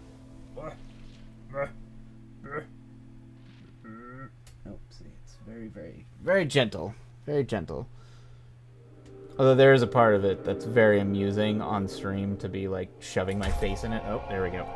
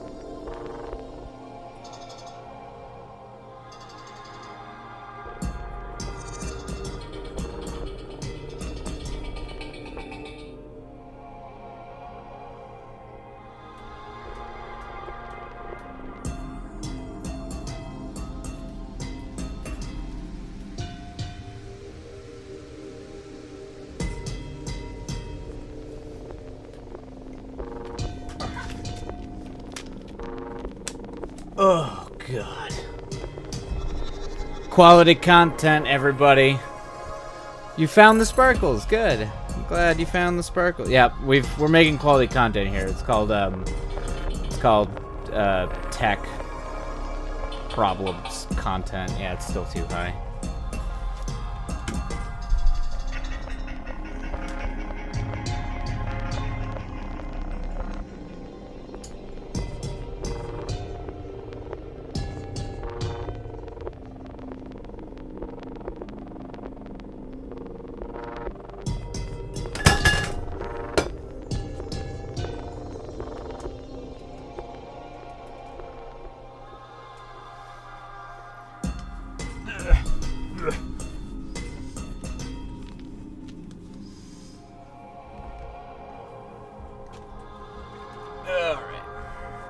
Fix the monitor. Everything's broken now. There we go.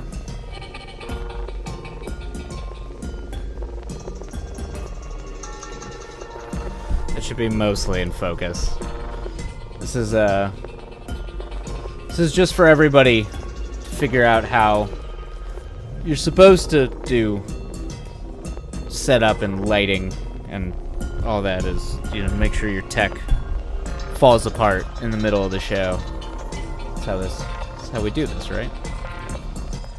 Alright, I think I got it. I think I got it up and running, though. I think.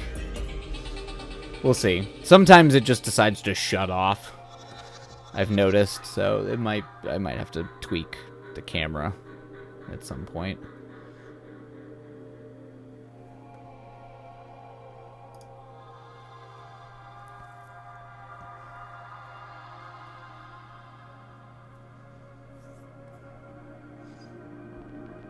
Ran the gamut, from spiritualist to theosophist, and from the Rosicrucians.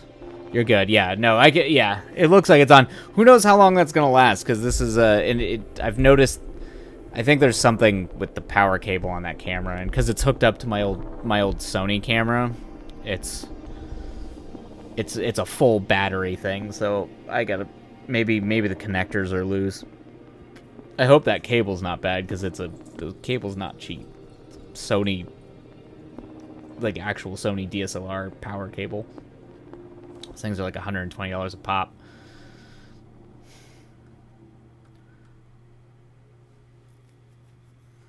All right. Where was I? Spangler. I do love that the Theophos's David Spangler. If you're a movie nerd, you know that they reference them in they reference Spangler in Ghostbusters, because Dan Aykroyd is actually like a diehard. He's way into this shit, like really into this shit.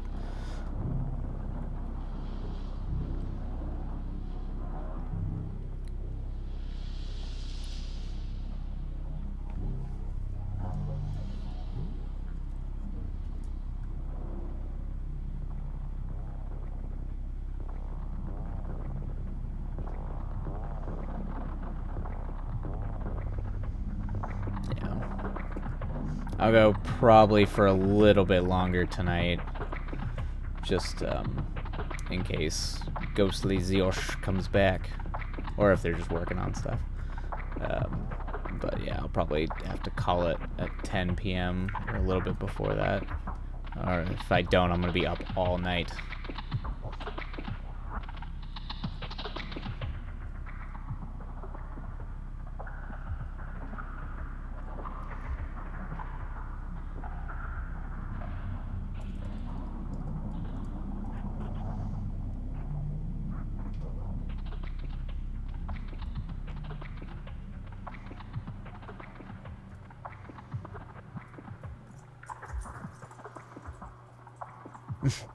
Oh, so you're like, I need to go to bed, but I'm not gonna.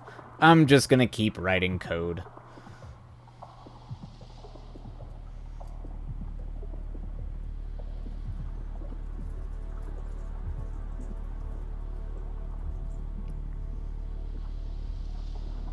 From the Ascended Masters. What a name.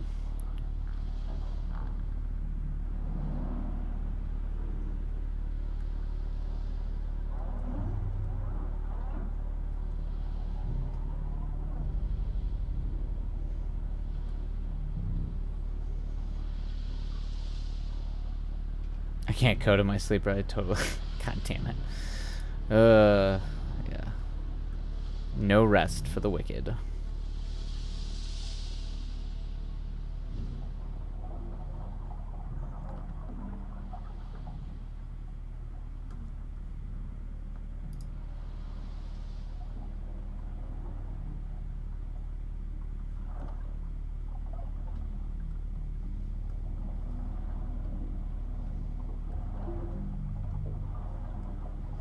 Oh. Did notify... Oh, interesting.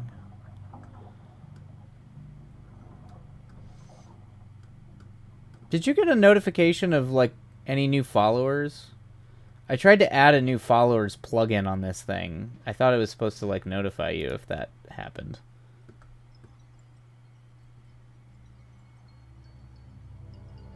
Just in case. I think we got a new follower. I don't know who did, but somebody did. Ah, yes. More me trying to figure this out. Jesus, the wind. No, I didn't get one. Let me check. Yeah, I don't know. It just says it's 16. I think there was only 15. Maybe I'm wrong. Because when I look at the latest followers, it says there was no new followers, so that's fine then. I just wanted to make sure, because I tried to get those plugins so they would, like, pop up and, like, do a notification thing. Oh, they did! Oh! Oh, well, that was very nice of Ghostly. Thank you, Ghostly. I didn't even... See, why do these things not tell me? I install them so they tell me.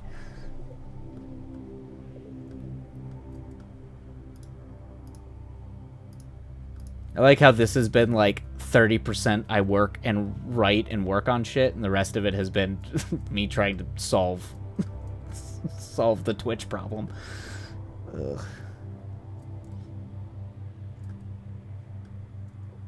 I'll check your install. Okay. Yeah, it's because I noticed it like gave them a little notification when they first popped into the chat. So. Here, I might go back to this. Let me see if I can. Let's see. I'm just gonna change this from instead of writing to Twitch trouble. Ever want to watch people troubleshoot on Twitch? It's your best stream ever. Yeah, but that's the one Twitch gives you in your mods. Only we can see it in chat. Oh, okay. Yeah, I installed the plugin. It was called Latest Followers. I also have the Prime subscription and loot reminder, but they're not like, they're on there, but they're not like highlighted, so maybe okay. To swap your active extensions, visit my extensions. Okay, let me do this. Oh my god. Oh my god, what am I doing? It says activated. It says component 2, and the other one says component 1. Is that wrong?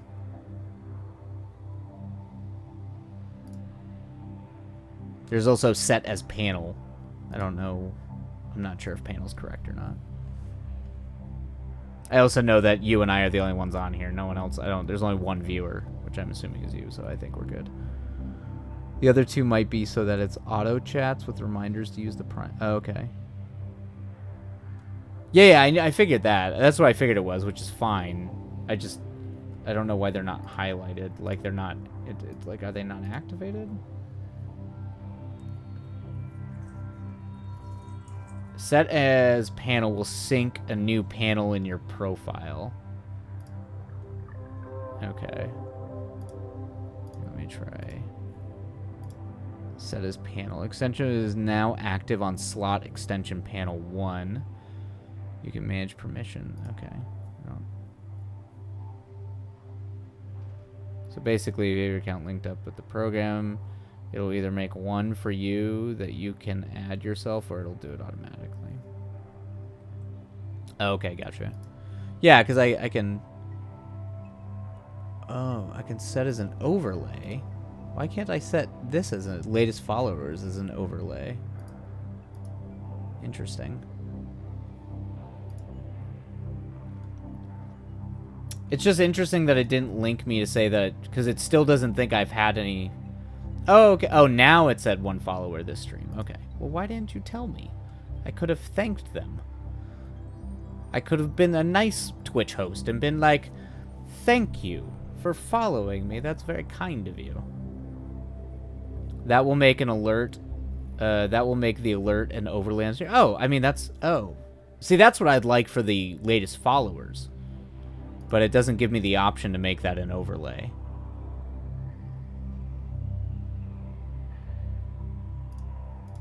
It only lets the Prime subscription and loot reminder be an overlay. Because the follower thing would be cool. You know, it pops up and tells people they followed. Which is, I don't know, that's kind of neat. We should probably do this off stream. I don't know why I'm doing it on stream, but I am. I am being confused. Yeah, I'll... what's the program I'm using? It's on Twitch's extensions in the actual Twitch dashboard.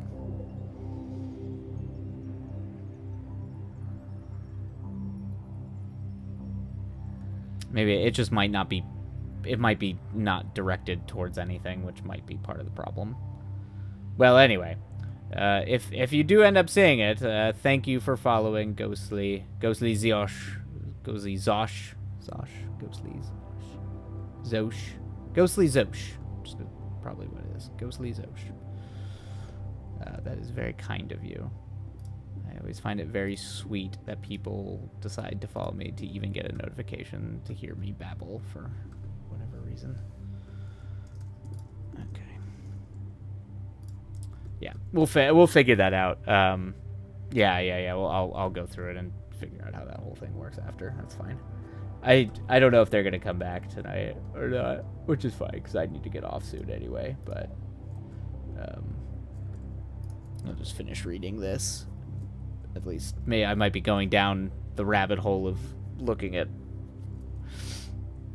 if they have digitized any of these old microfilm things. Definitely might be. I might be reading a bunch of really weird old articles. Oh yeah, I literally just got a notification. Oh, they followed back on. Oh, they followed a while ago. Yeah, they followed like an hour ago. Like, really, really, really takes their time.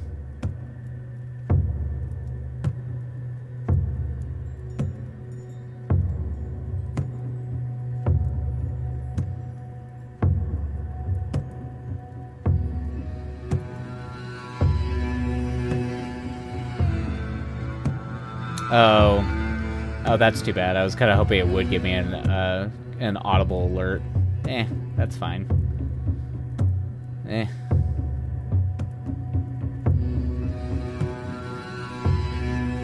Just because usually that's easier for me. Like it's because I've monitored the chat, but I don't hear. Yeah, audible. Yeah, I monitor the chat, but I'm usually not gonna see that stuff. It's fine. Both of us are in that camp. Don't worry about it.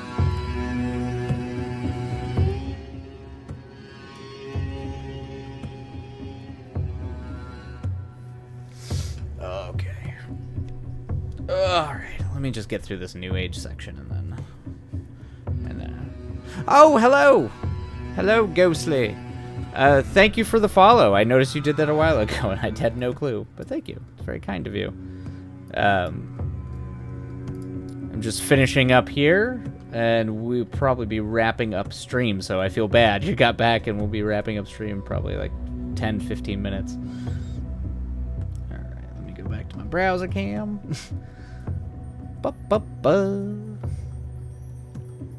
Currently learning about Helen Blavatsky and the crazy American spiritualist and theosophist era. That's what I get for trying to write a haunted house movie in upstate New York, is now I get to research David Spangler.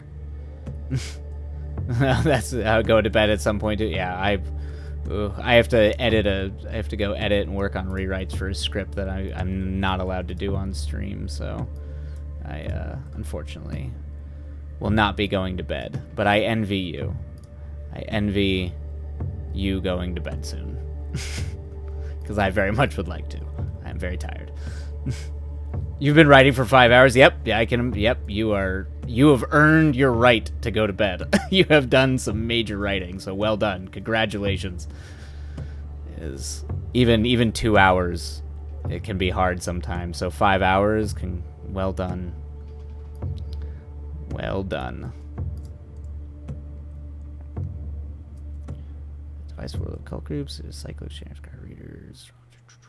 Yeah, that's all 70s stuff.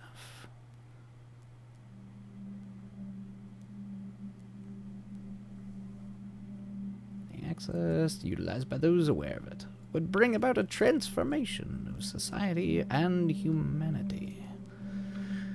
The idea began to attract people almost immediately. Many who identified the cult.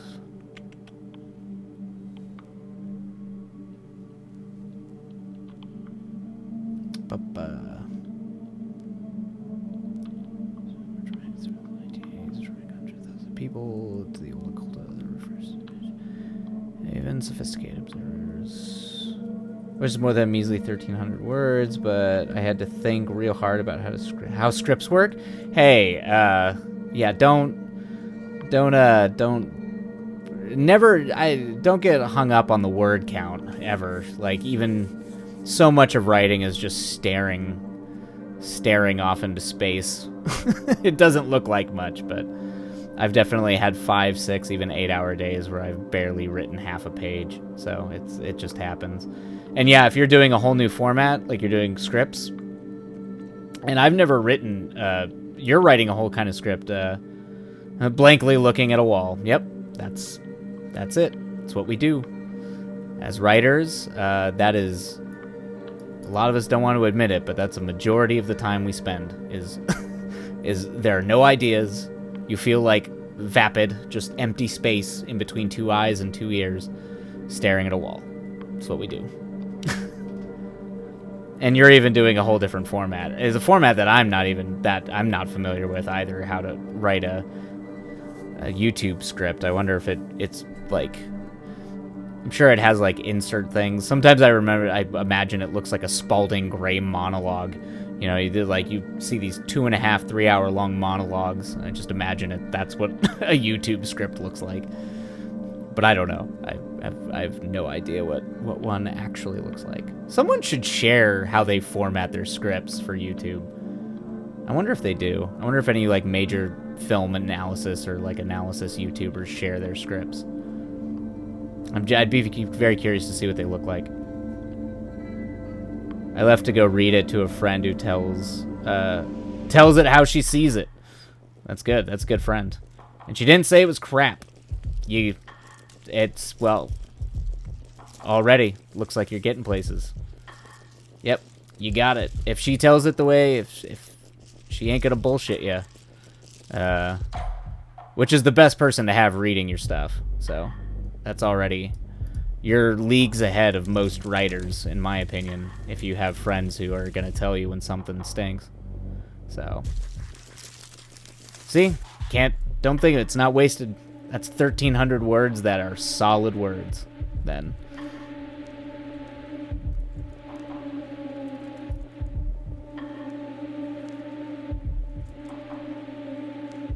I put a few slots for card inserts. Okay, yeah, that makes... Yeah, I'm assuming you break it up based on what you're displaying, what you're commenting on, and how it...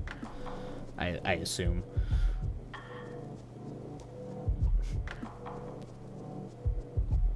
Or, like, get back to this point later.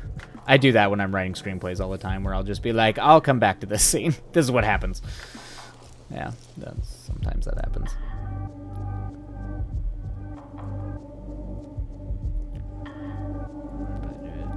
Social movement tied together by shared vision. The movement is very different from tight-knit groups.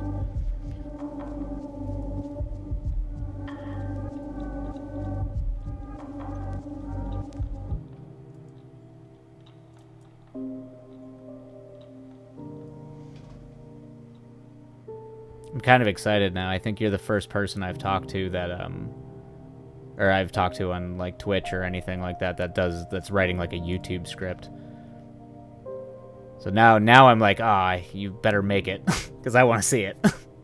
And it'll be fun to watch after I watch the show. So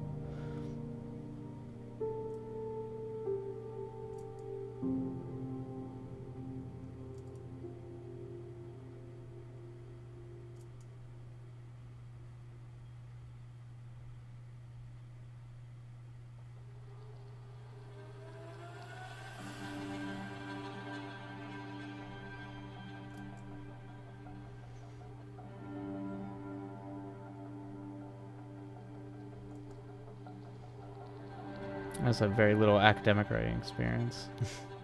So formatting the chaos in my brain to do fun extras. Yeah, it's good. It's good. It's not easy. It's not easy. I definitely hit that wall when I went to school, when I went to college. Oh yeah, of course, you're welcome. I genuinely mean it. I'm excited to see it. I hope to see it when it comes out. But I ran into that when I first entered college, because I went into philosophy instead of creative writing. So I like hit that wall where you're doing like highly technical writing, and it's like my brain doesn't work this way. What is happening? Let me just vomit my ideas, please.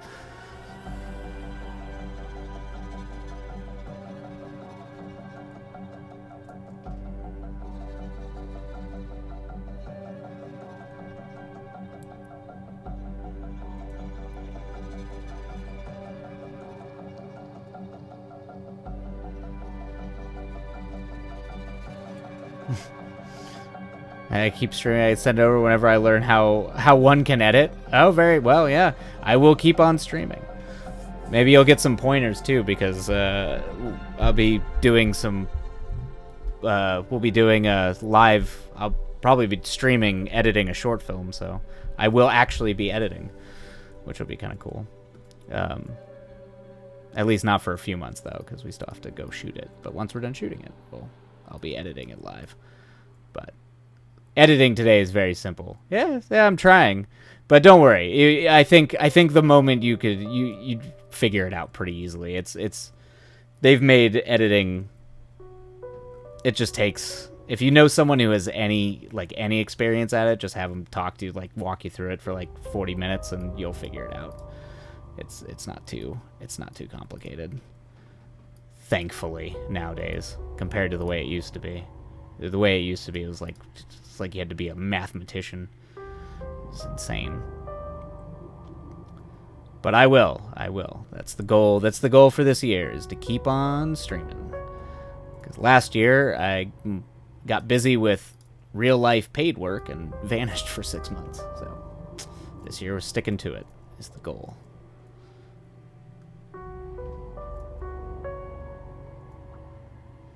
You seem like a cool professor type who has those patches on the elbows for your tweed jacket. Thank you. I do try that. That's kind of why I like it. It's kind of like a 70s. I consider it like a tweed jacket wizard robe, because I mostly just try to convince myself that I'm a wizard. That's all I do, is I just do like cinematic alchemy. But thank you. That's I'll take that as a compliment. You are not the first person to tell me that I have a professor type. So, it's good. It's good. Professors are helpful, and if I can be helpful or help motivate people to write, then I am on board with that. So.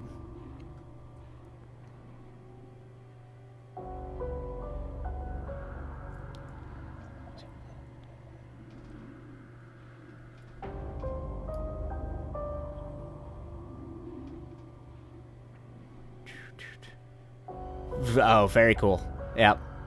That is, I'm deeply flattered by that. Thank you. That is, oof. That's a movie, you want to talk about a movie that can make me cry a little bit. And it is sappy.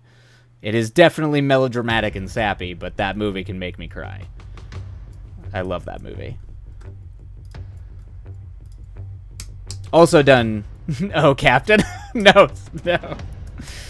Also, by the way, done by one of my favorite filmmakers, Peter Weir, who's an Australian filmmaker, and almost every movie he's made is fantastic, and I would highly recommend any of them. But that was definitely one of the first I ever saw by him. Oh, Captain, my Captain. See, now you're just trying to like prod the sappy part. You're trying to get me.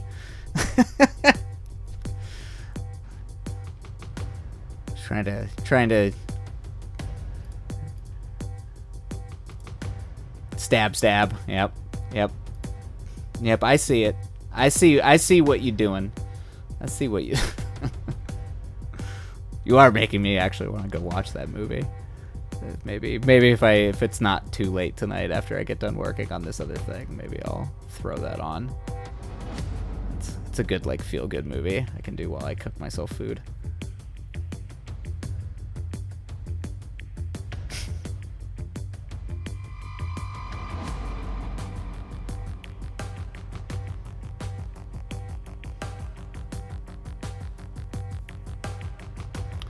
All right. We have different definitions of feel good. Oh, interesting. Okay. Yeah, I mean, yeah. I do have a habit of like watching feel good things that make me cry. Like those are, I don't know. Those are, I'm into, that's my feel good is usually that or kind of pulpy horror. I don't know. There's some spectrum. It's a broad spectrum. Like it could be a movie that's going to make me tear up, or it's going to be like Sam Raimi's Evil Dead. It's like one of the Evil Dead, or like Army of Darkness.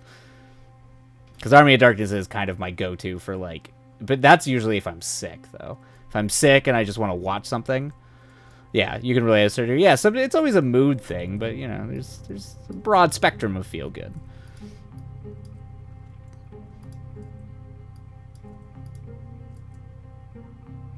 That movie sucks so good. Wait, which one does? Are you talking about Dead Poet, or are you talking about like Army of Darkness? Are you talking about Sam Raimi? Oh, Evil Dead. Okay, yeah. I'm mostly talking about like Evil Dead 2 or Army of Darkness. Like Evil Dead, I was really into Evil Dead when I was younger because it was an example. I was just into any movie that could be done cheaply, where you didn't have to be like a Hollywood dude to make a movie. So these like, you know, they were Michigan kids, and they just were able to, you know, it took them a long time. It took them like 7 years to make that movie. But, you know, and Sam Raimi is visually just one of the most inventive filmmakers out there. But there is some stuff that does not age well. I mean, there's the tree scene, which is just a bummer. That's a big bummer. And some of it's just kind of like the pacing's off. It's, you know, you can tell it's an early movie by guys who were still figuring out how to make movies. But Evil Dead 2 is a winner, man. That movie is Evil Dead 2 and Army of Darkness. Those are that's when they come into their own. It's where you get a little bit more of the Three Stooges kind of like physical comedy going along with the sort of like horror elements, zombie elements. So it's a little bit, it's just not straight horror, where they clearly were trying to go straight horror with the original Evil Dead.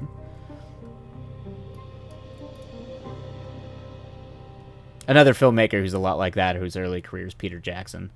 So, like, before, obviously, Lord of the Rings and all that kind of stuff, there was a lot of goony comedy horror stuff when you look at, like, Dead Alive, Bad Taste, even, what was the movie he did? Frighteners? I think? Yeah, it was Frighteners, I think. Yeah, that's the one with Michael J. Fox. Hello there! Is that... Megal Welcome! Unfortunately, we're just wrapping up. I'm just finishing grabbing some things to research for a screenplay I'm writing. But welcome. Sorry. It's like we're probably going to be wrapping up here in the next few minutes. But if you look back to the 80s and beyond, very little ages well. I just try putting myself in the time when things genuinely meant something different. Yeah, that's fair. That's true. I mean, some of it I think is mean-spirited still, even for the 80s, even though the 80s was like a terrible, terrible decade. But I do agree, for the most part, that it was just, they are often, these things are products of their time. And you shouldn't judge them too, I mean, judge them, but don't judge them too harshly, or at least in the context of the time that they were made. And know why it doesn't work today. I think that's the problem a lot of people, particularly like filmmakers and other writers, can have today, is they kind of, because they tend to pull inspiration from those periods, things can get pulled with that don't age well, and they're not particularly clued into why you can't do that today or in a modern time, or why that's a problem or that's not a problem. Particularly when it comes to like coding and things like that. You see that a lot with Brian De Palma. Like, that's a problem. That's a problem I have with a lot of De Palma. As much as I love his like 70s slot, you know, he's one of the best filmmakers, just visually one of the best filmmakers of that whole crew of like Spielberg and Lucas and Scorsese and all those guys. He's like tends like Blowout is probably, it's probably my favorite of his, but it like carries up there. But you look at some of the later ones where with like John Lithgow, what is that one? Is that Dressed to Kill? Or not Dressed to Kill? What is that one? But it's like clearly like coded weird. There's a lot of weird coding issues in that movie that like for the time, fine, but like you couldn't do that today.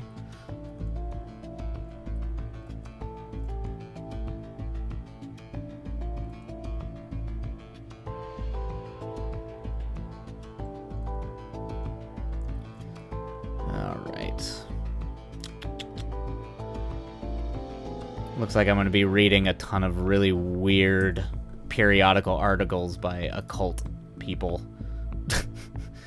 from between 1920 and 1970. So I'm going to have to go see if they have these on JSTOR. All right. Okay. All right, everybody. Well, I want to thank you all. Ghostly Zosh? Zosh? Is it Ghostly Zosh? I think it's Ghostly Zosh. Hopefully I'm not just saying your name wrong the whole time. I agree. I think writing should be one of the more ultimate freedoms, with the power to do both good and not so good. It complicates things when people draw lines.